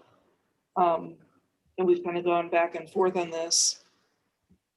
Do we want to consider that basically, building a building such as a pole barn, instead of it going through, an SLU or whatever, that if the property is of a certain size, that people are allowed to build on their property without having a house? I did actually check surrounding townships, and I looked Out up a of- couple also. the 11, I could only find one, which was Waverly, that did allow accessory buildings on vacant lots. And of course, there were some that I couldn't. Well, there weren't many, but there were some that I couldn't find. They didn't have all of their ordinances up. And then some of the townships were larger than ours and not comparable to ours, but the Arlington did not, Covert doesn't, Casco doesn't. And I looked at Saugatuck and Ganges and Cheshire just because I see them as nice townships. Although I know they're a different animal, they're bigger and seem to have more money. But that's what I found. The only one that I could find was Waverly that does allow that. And of course, Tasha, you might know of more that somehow I've missed. Actually, Lee Township is the only other one in this kind of area. Because Lee Township doesn't have zoning, well, I guess then there would be Geneva, they're not zoned, and Bloomingdale does not have zoning. So And it could be possible in Bloomingdale and Geneva to have a pole barn without a dwelling because they don't have zoning. right, they don't have zoning. That's why I didn't include them, because they just don't do zoning. But yeah, Waverly, it's been several years since they've put that in their ordinance. So far, there haven't been any issues. I haven't heard of people, converting them to dwellings and living in them. So far, so good on that particular front. So, in the zoning department, I see the good and the bad in this both. So, Yeah. whatever the township wants, we would just implement that and then, put on regulations that you think we should to control it and then go from there. Either way. I looked up a couple, I just did a random Google search and looked up townships. I don't even know where they are. Denton Township. They could, you could have an accessory building if you had 5 acres or more, had to follow the setbacks and could not be used as a dwelling. Another one was, they had a certain area, the water overlay district, that they did not allow accessory buildings unless it was within 500 feet of a lot with the principal residence, and it had to be permanently bound together under one legal description. So that was kind of what we were talking about before, I think, in a way. And then there was another one that if the property had to be greater than 2 acres and there had to be an area allotted for a future dwelling. So that was kind of an in progress type of, it sounded like to me, an in progress type of happening, like you're building a barn and then you're going to build a house later. So that was what I found.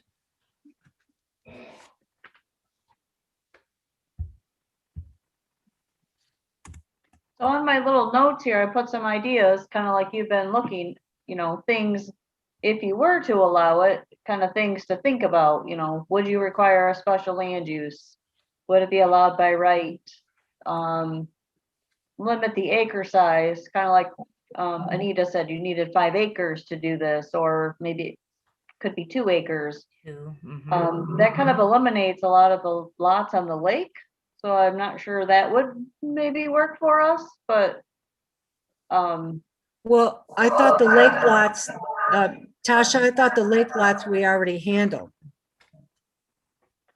correct. But if you're going to allow a pole barn on a vacant property, then you wouldn't really have the regulations like that on the lake, because you could have a pole barn then anywhere. Well, it depends on how we do it. Correct. Yes. Yeah, so right now, currently, if you're on the lake, you have to have a dwelling within 200 feet, basically, to have a pole barn on like your back lot. Whereas if you're in the ag district, you wouldn't really have that, and you could have a pole barn without a dwelling anywhere. So you could, two-phase it. That way you're regulating the lake lots, you're still giving them, I think we kind of came up with a size and then possibly a setback. So we're still regulating both the lake and the ag district with specific standards and then still allowing it. But what if you didn't have a house on the lake, as an example? Would you still be able to build a pole barn? So we'd have to think about that too. Right, and something else that we had previously discussed was, should it be if you own a home in the township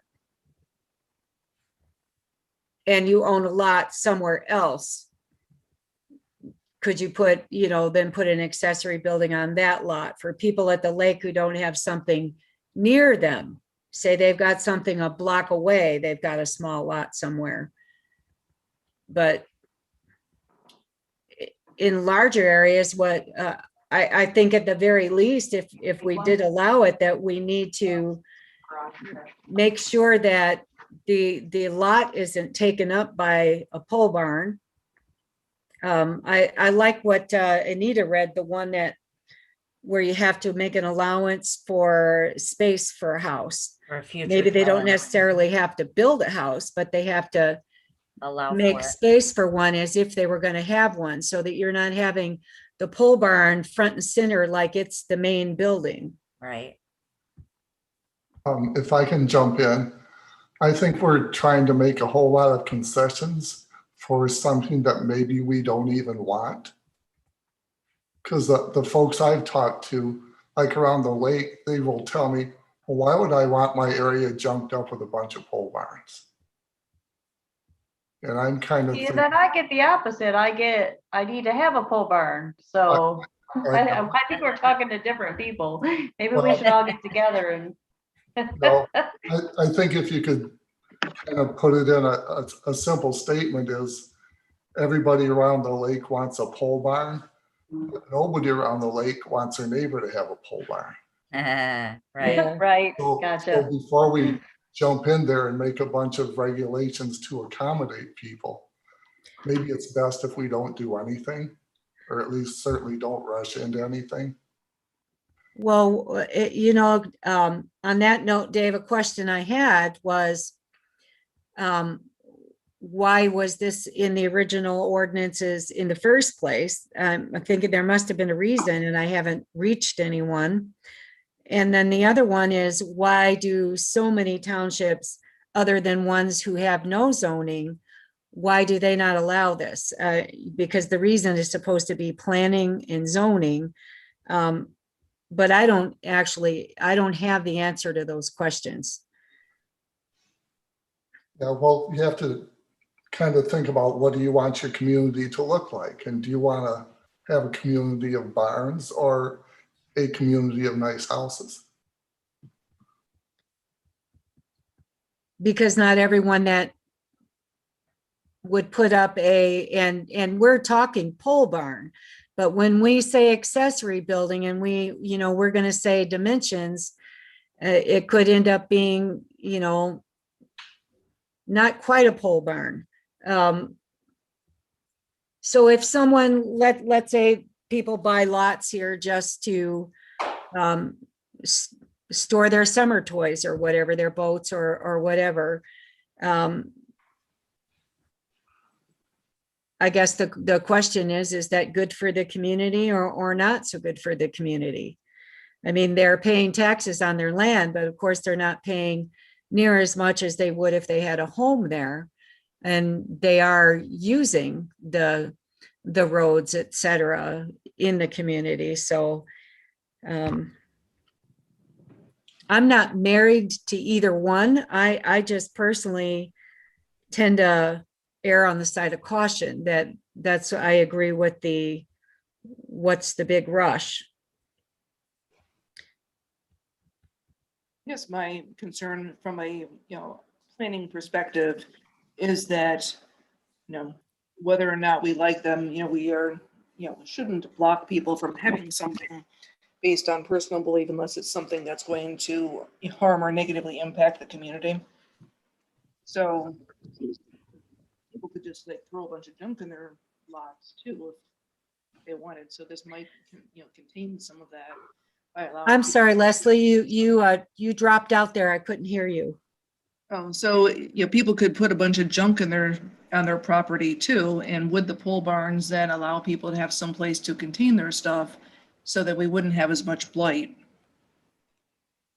Right. Well, I see, I disagree with that. I think if someone's going to blight, they're going to blight no matter what. They will fill up whatever they've got and then blight on the outside some more. Just from seeing some of the properties that have a 20+ year blighting here, no, it doesn't matter. They just keep expanding. But I agree with what you said. This isn't about our personal preferences and if we like it or not. It's about what's good for the community as a whole. Right, so do we want to be, that community that's super restrictive? Well, on the other hand, do we want to be the community where you can do anything? Just kind of the Wild West kind of stuff. Well, yeah, we are a zoned community. So, the communities that didn't allow it other than Waverly or that do, they're unzoned. And like one of the townships is not a township I would ever buy a home in. And probably no one in this community would either. And it's because they kind of just allow whatever.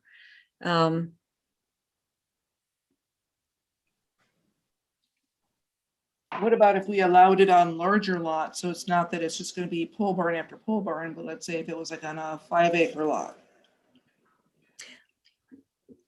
I don't see how that would make any difference. Well, at least you wouldn't have row upon row of, pole buildings. So we're going to make our township just kind of a storage facility for people that don't live here.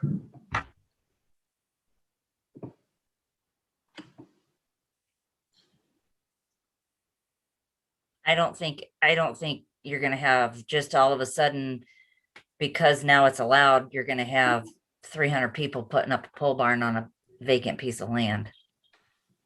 I don't really think that's gonna happen. Tasha, how many requests do you actually get?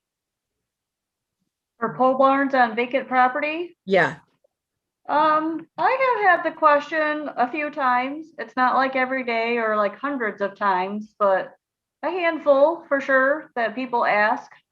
since you've been our zoning administrator, Yes, can you give a ballpark? couple dozen, I would imagine. I've been the zoning administrator for, maybe this is my 4th year, maybe 3rd year.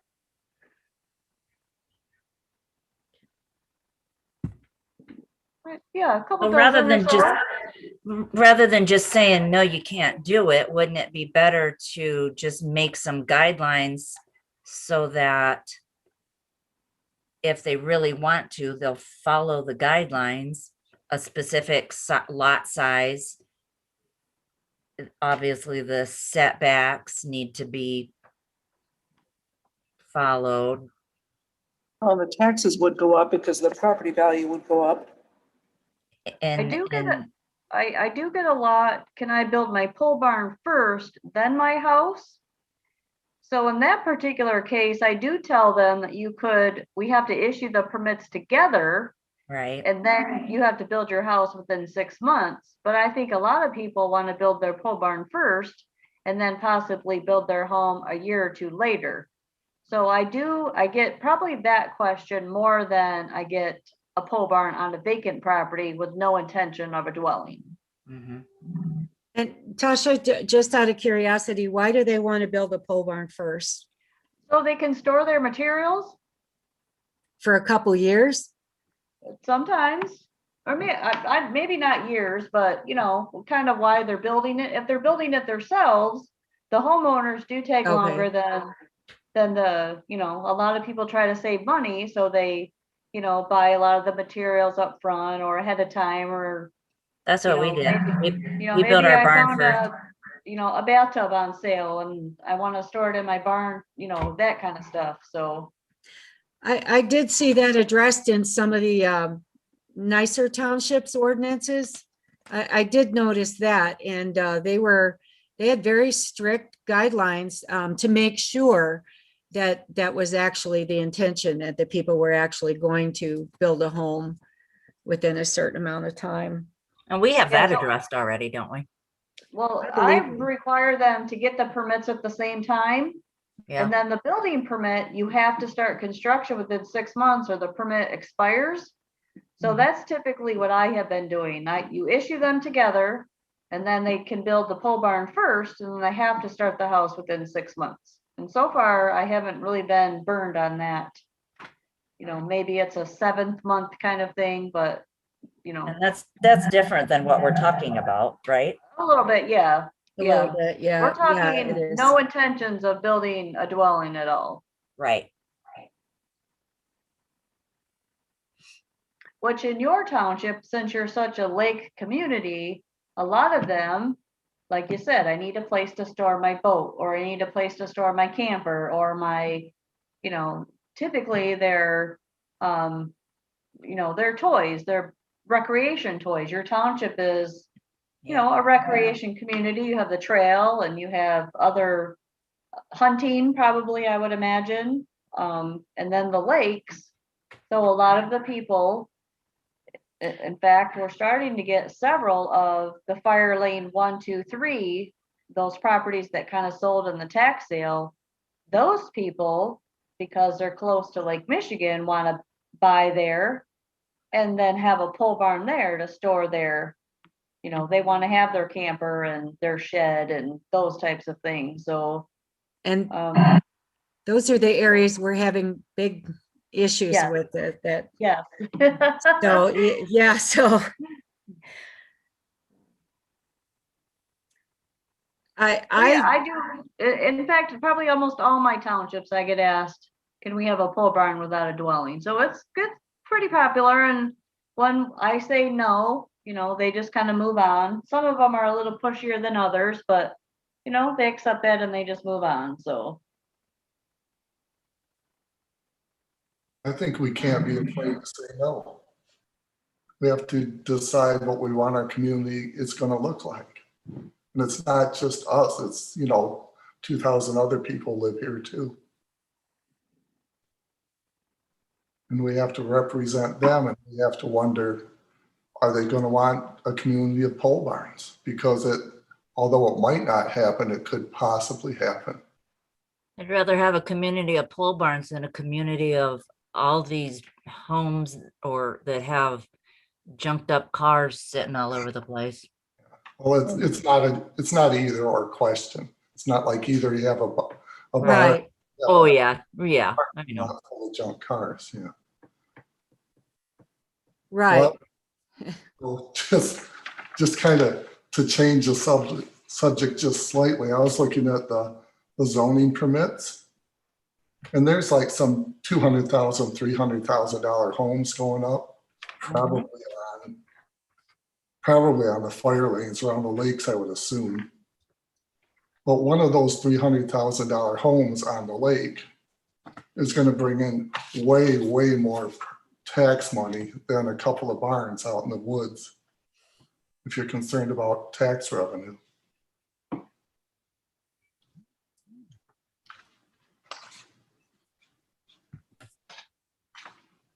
So there's people that are willing to sink a lot of money into a home in Columbia Township.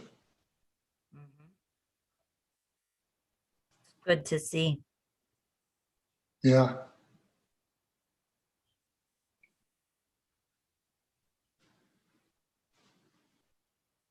yeah, this is a very divided type of topic. So I Yeah, I think this particular topic will probably take us the longest to come up with, probably more than the whole ordinance. So, this is at least our third meeting talking about it, isn't it? I think so. And, we kind of get this, oh, well, we really want it. And now we're getting this other side of, there are people that don't, which, we kind of knew that. So, Yeah, Well, but we're going to have to decide what kind of people we're going to cater to. Are we going to cater to the guy building a $310,000 home, or somebody that wants to put up a cheap pole barn just for whatever, a storage facility?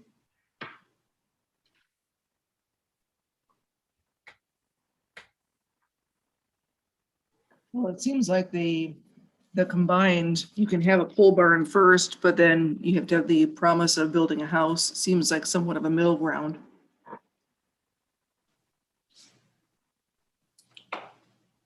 Yeah, as long as we could write it up so, Tasha doesn't get burned like she says. Right.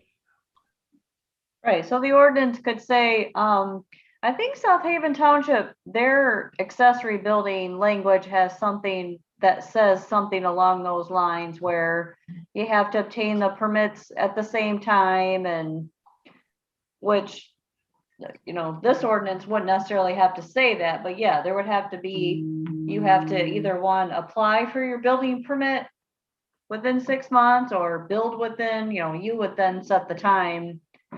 It has to be done in a year or, whatever, that's not always feasible to build a house in a year, but yeah, we could set some sort of language for, if that would be a thought, to let you have your pole barn first and then all intentions of building the home. Is- Isn't that and already then- more or less in our building ordinance? I didn't hear that, Leslie. So isn't that already basically in our building, like one of our building ordinances that, while you're building the house, you could have this, whatever structure for the owner or the builder? See, what about if we just specify the size of the land and how far back it has to be, can it a 5 acre, you got to have at least 5 acres or 3 acres, 2 acres, whatever we decide. And it has to be 400 feet from the road or something like that. That's far enough off of the road that it's not going to be an eyesore. Be an additional burden to put in a 400-foot driveway though. Well, I guess. If you really want the barn, then Yeah, you, you'll do it, yeah. yeah. Yeah, Leslie, it talks about temporary dwellings. Kind of, is that kind of what you're referring to when you're, Yeah. well, people talks about- they wanna build the pole barn first without any permits for the dwelling. So like they want me to issue the building permit for their pole barn, build their pole barn, and then, store some of their materials and then work on their house. But yeah, where are you gonna live? Now they're living in a camper without a permit so, there's good and bad to, Or the camper pulled inside the pole barn. right, yeah, because, they're not gonna live in Kalamazoo and then abandon this new pole barn that they just bought to build their house in maybe a year, so there's always good and bad with all these great ideas, so. Yeah. So I'm more of the mindset of someone who already lives in the township. If they have a situation where they don't have the room, they want to put up a pole barn, let's say they've got 2 acres in the township and they've got the, we're limited on the number of buildings, right? And they've got a couple acres somewhere else and they want another one. I'm more of a mindset that people that are already, that have a home in the community, that I could see them having a pole barn somewhere in the community without living there because they're here all year and they're checking on it. So another thing, if we did end up with a bunch of vacation storage pole barns, then we already have our sheriff doing all these property checks where, they go and check the property of people who aren't here. And a lot of those are people who don't live here year round. So then you're going to add also those pole barns to that too.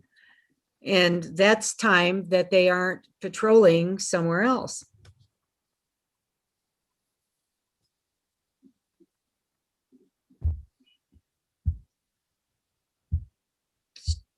Just a point.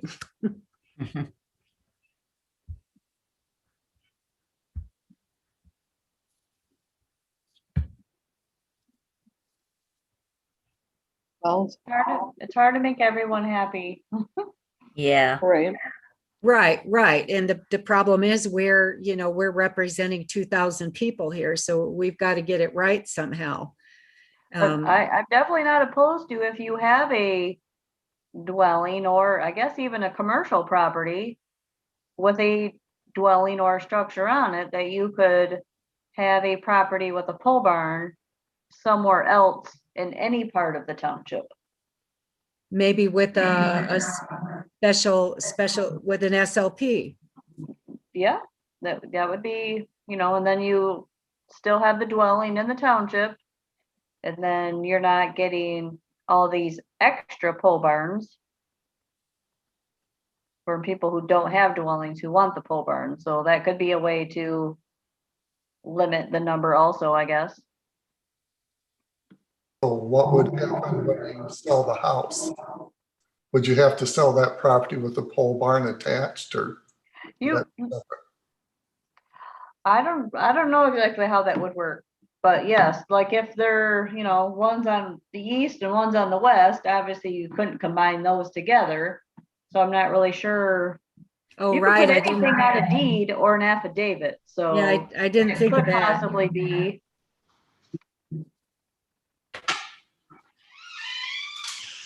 Some sort of deed restriction. I'm thinking if you have an attached property that you could somehow legally attach, then you could do that. But just to have a random piece of property somewhere, that's gonna backfire on us. Because what is it? People generally live in a house 7 years. Really? They usually move every 7 years, something like that. Wow. I've been in my house 20. I know, well, some people are here. I've seen the house down the street change hands 3 times since I've been here. Wow.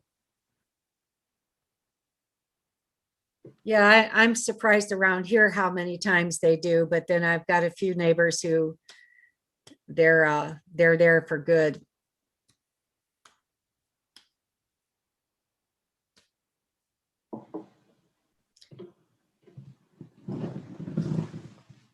Well, do we need more time to think about this? I think we do. I don't feel ready to make a decision. I'd actually like to talk to some more surrounding townships and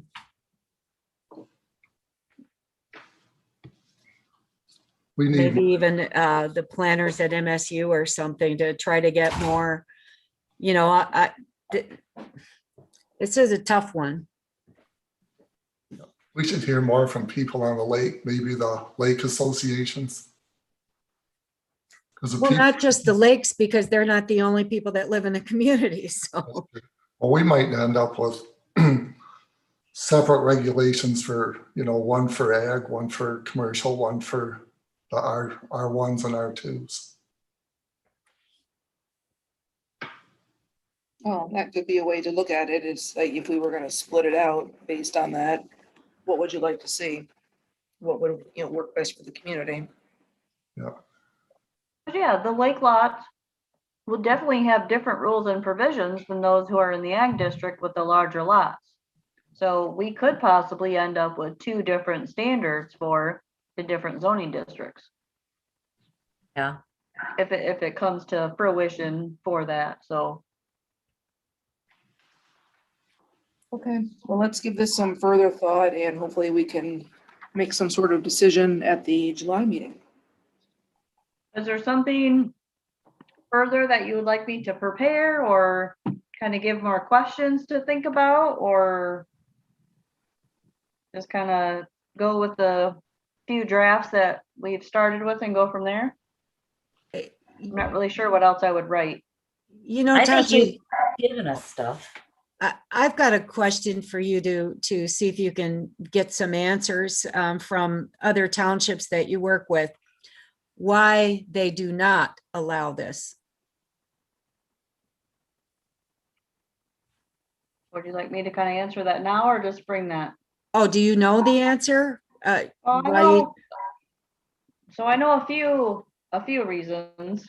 So when zoning started, there was this sample ordinance that everyone kind of started with. And from that, almost all the communities still continue to use that same type of template and format. And so it's just kind of been passed down to have this in the ordinance to not really allow it. So it isn't that, it's just been in there that way for so long that, no one's really thought to change it, or, it's just kind of been that way, as an example. Kind of like other things in your ordinance, they're just in there, nobody knows why. So it's, for one of those types of things.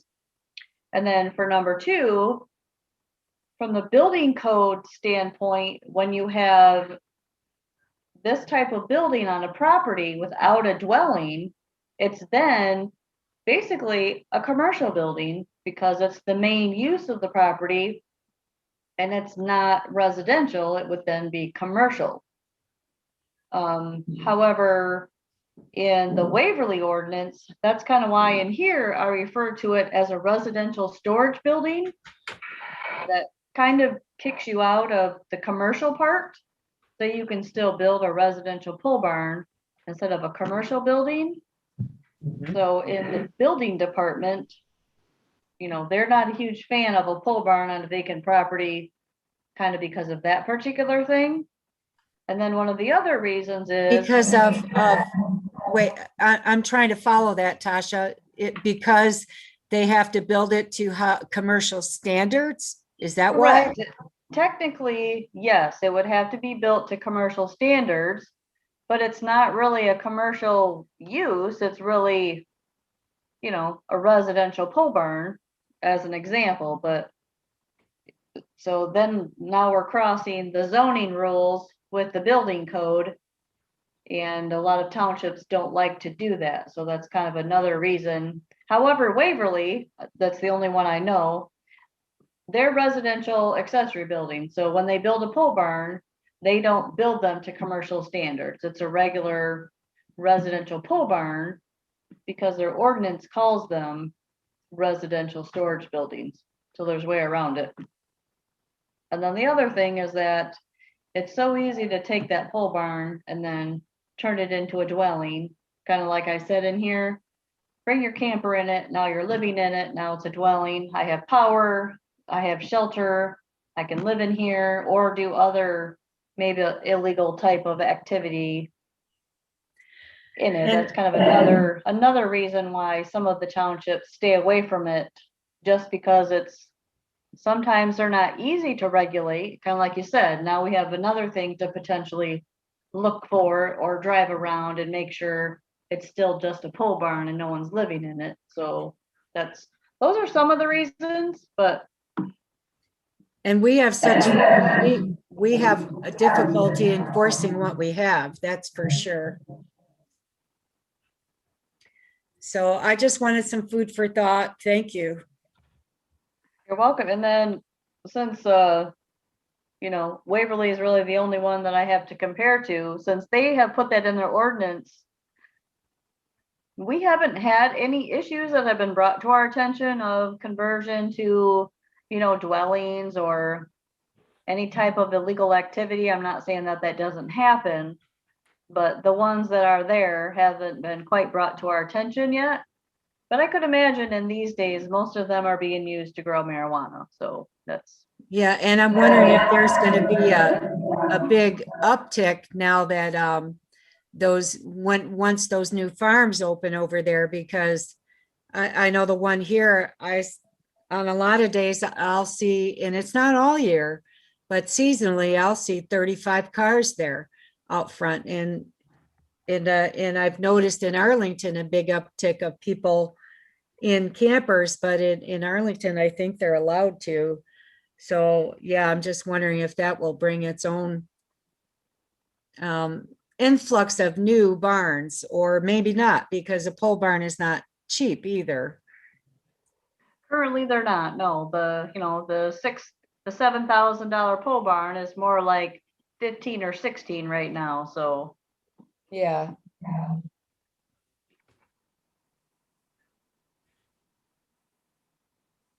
but are you guys part of MTA? right? Yes, we are, yeah. You could call MTA Bev, and I'm positive that they would be able to give some zoning background The on, background on it. That's a on good, some of that also. So they're, very knowledgeable in that type of stuff. So, yeah, and I was thinking of MSU too. What do you think of them? I think MTA, because they're more actually geared towards zoning, might know more off their hand, where MSU is, they're really more for planning Yeah, type of thing than specific zoning. I mean, I know they do the classes and the zoning administrator stuff, but right. But I'm um, seeing this as planning. I'm seeing this decision as it's part of planning. It's going to affect the future, so it's part of right, but planning. you asked why some of them don't allow them, which would be a history of zoning. Yeah, That was kind of, that's. I where guess was getting at. I wanted the answer to that from a planning perspective, if there Mhm. was a reason, a planning reason, and maybe there's not.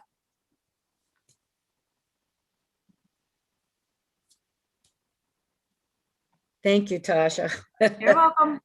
for your patience with us. Okay, we're ready to move on to reports. Oh, yeah. About the zoning administrator report. I did attach my report. Quite a few permits. Let me find it, Hey. sorry. I'm sorry, but did you guys decide to table parking standards? Or, Yeah, I'm we- sorry, postpone? Yeah, we discussed earlier that we were postponing it till next month. Did you make a motion? Oh, no, I guess we didn't. Is there a motion to postpone the discussion on parking standards? I'll move to approve. No, I'll move to postpone discussion on parking standards until the July meeting. Okay, is there support? I'll support.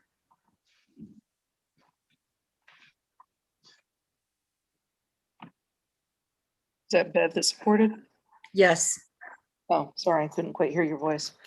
Okay, Oh, so that's it was moved by Anita and supported by Bev to postpone the discussion of parking standards till the July meeting. Is there any further discussion on that?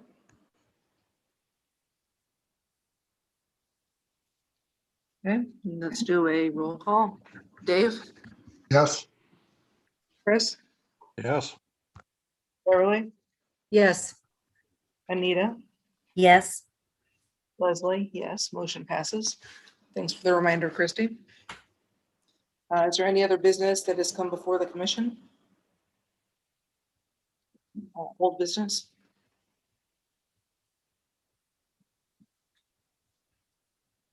None that I'm aware. So now let's move to the zoning administrator report. Pretty busy permit month.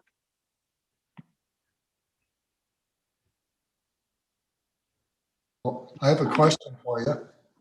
Okay. Um, looks like there's activity at the old golf course. What's that about? So I think maybe it's for sale, because I keep getting questions about what the property is zoned. And then, so the Cook, I think it's the Cook in Cook's Industry, or Cook's Enterprise or something. They own like 6 or 7 parcels. So one's the golf course, and then there's like 4 other ones that they also own around there that, and maybe, or they're having it appraised. They don't really tell me when they call, but something along those lines. It's either for sale and they want to know what it's zoned, or there's an appraisal company that's working on an appraisal to know what the property is zoned. So, yeah, a lot of the times when properties go for sale, you'll see them on my report several different times. I was thinking if that's zone commercial, that could very easily backfire on us. So there's actually several different zonings for the properties that this company owns. So yeah, the golf course itself is zoned commercial. And then this company owns a property on the lake that's zoned R2, and then there's some other that's ag. So they have like 3 different zonings going on for the parcels they're calling about. So what would they like? Do they want it to be commercial or would they rather? Well, they didn't ask to rezone it or anything. They were just asking what the current zoning was. And then that's all that they ask, and then they move on. So nobody was asking to do anything with it. They were just asking, or maybe they're getting ready to list it. I'm not really sure. So would it be wise to somehow get that either turned into ag or residential? If that was something that you would want to pursue. Well, that's, I'm just one voice here, Oh. but I think if that remains commercial, that could really backfire on the neighborhood. It was already a golf course. It was a nice golf course. Yeah. You think that's what it will remain?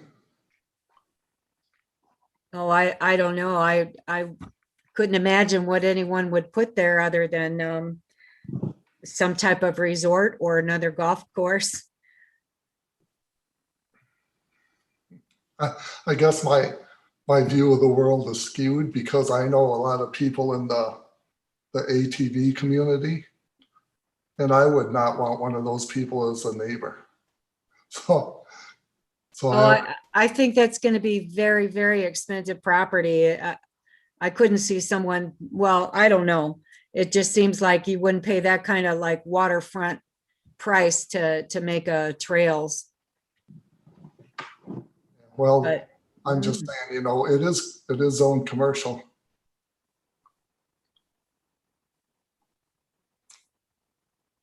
Tasha, when properties are zoned commercial, do we have like a use abandonment type of ordinance? Where if it's not used as commercial for X amount of years, does that drop off? The commercial underlying zoning does not change unless you do a zoning amendment. However, the use, so let's say as an example, there was a grocery store there and the grocery store closed and they didn't use the grocery store for 5 years. And then, well, actually it would have to be the other way because a grocery store is still allowed in the commercial district. So you would have to actually change the zoning to something else. It doesn't change itself. So if you, now that that use is gone, think that that property should be zoned something else, which would have to then be compatible with your master plan, then you could then rezone it and then, however, someone else does own it, so you might have a hard time just rezoning one person's property because you want it to. Oh, Someone absolutely. still owns it, so the underlying owner, I would hope, would have a say in the rezoning also. Oh, I was asking that question because I in looking at other people's ordinances today, I did see some that were abandonment of use ordinances. And I thought, oh, this is something I don't think we have that we might want to look at in the future. Well, you do have a non-conforming section. I'm trying to find it here. Sorry, it's not jumping out. Yeah, and it was under the non-conforming. You're correct. Trying to find. Sure. Oh, it's in the beginning. So,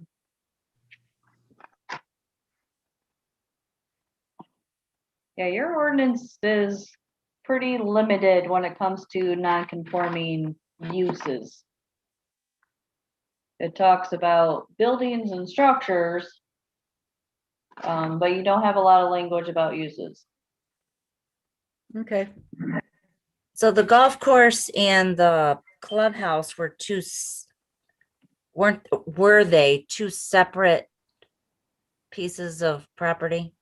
Or was it? They all are, one? but they're, well, because they're across the street, they are actually two separate properties, but they're both zoned commercial.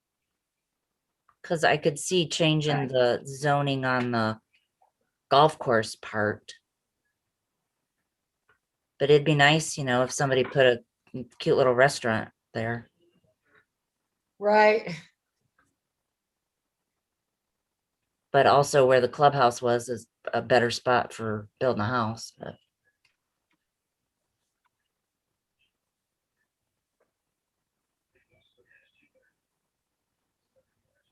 So to answer the question, the underlying zoning doesn't change even if the use is discontinued. Okay. But sometimes, let's say in the agricultural district, if you had a store, you know, like a mom and pop shop that'd been there for a long time, and the underlying property is owned agricultural where that use is not allowed and they stop using the use for so many years, then you can then say you cannot start that use up again and you lose your grandfathering. That's where that would kick in to not allow that use anymore. Okay. Yeah, and I don't recall this, the golf course being on our future land use map. I think we might have changed it to ag because I think we already knew that that it had already closed. So we could have possibly put it in an ag district on the future land use map. I don't have it in front of me, but Yeah, I'm pretty sure we did. so there could be a potential if someone purchased it to, you know, ask for a rezoning. But I don't know what authority we would have to go in ourselves and just rezone one property. Yeah, it doesn't sound right on the surface, does it? Mm-mm.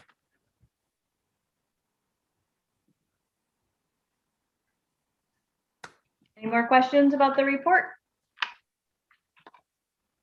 Oh, sure, I still have questions. What the heck?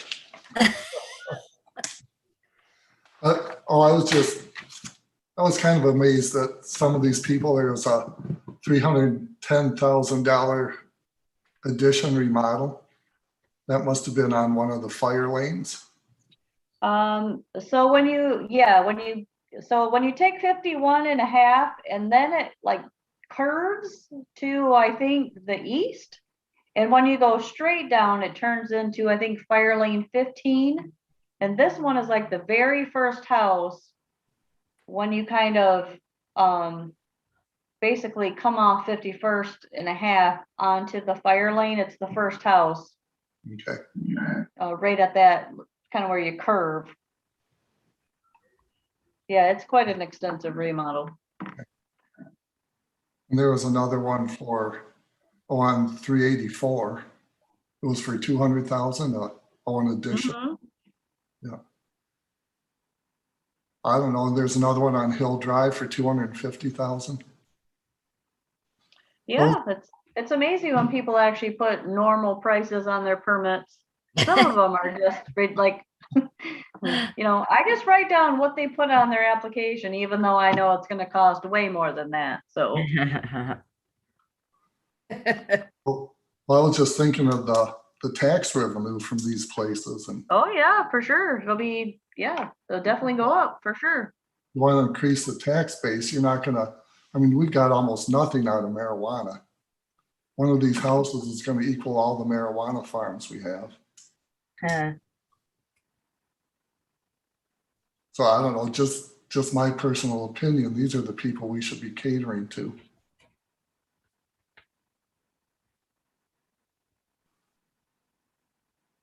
Because, you know, Yes, sir. Columbia Township could be the last quiet place in Van Buren County. Well, our protecting our rural character, I'm just gonna jump in on your comment, Dave, and make a comment if you don't mind.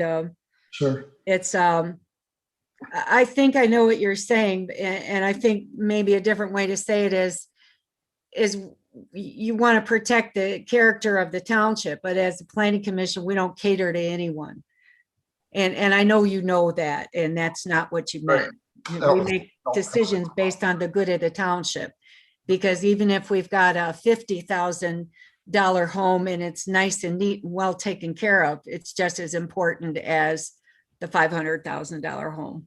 Right, but I'm thinking, what do we want our community to look like? And do we want these nice homes, or do we want just, little rando sheds and barns and stuff scattered around? So that's my rant. That's Yeah, you my just need to also have affordable housing. true, yeah. And we can start with mine. That was a joke. Anita, you get me. Okay, so speaking of which, is there a ZBA report today? There is no report.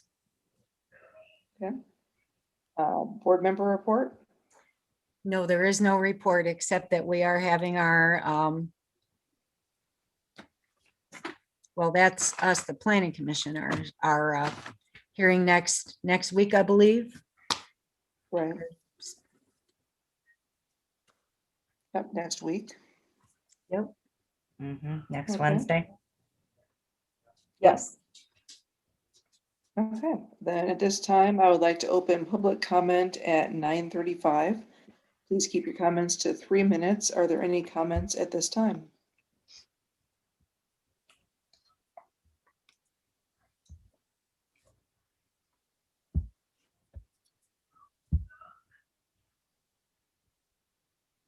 I see something in the chat.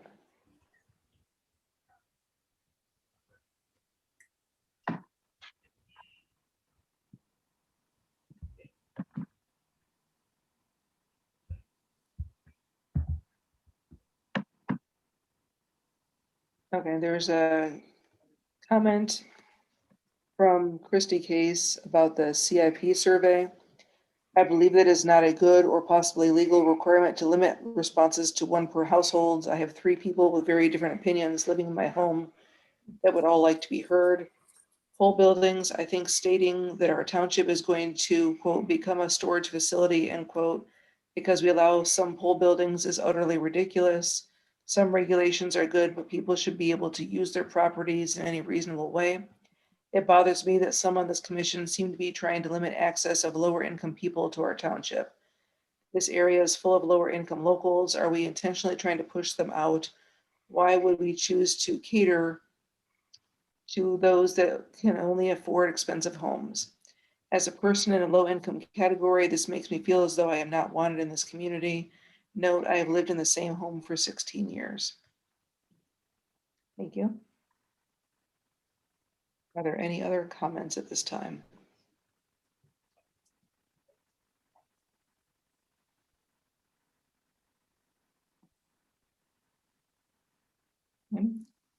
Hearing none, I'd like to close public comment at 9:37. And I will entertain a motion to adjourn. I'll make that motion. Bev, Is that Bev? Thank you. Bev's made a motion to adjourn at 9:37. Is there a support? Support, Chris. Okay, supported by Chris. Any discussion? Roll call, Dave, Yes. Chris, Yes. Beverly, yes. Anita, Yes. Leslie, yes, motion passes. Thanks all, have a good night, and I will see you next Wednesday for our special meeting. Oh, can't wait. I'm sure. All right, good night all. Good night. Good night.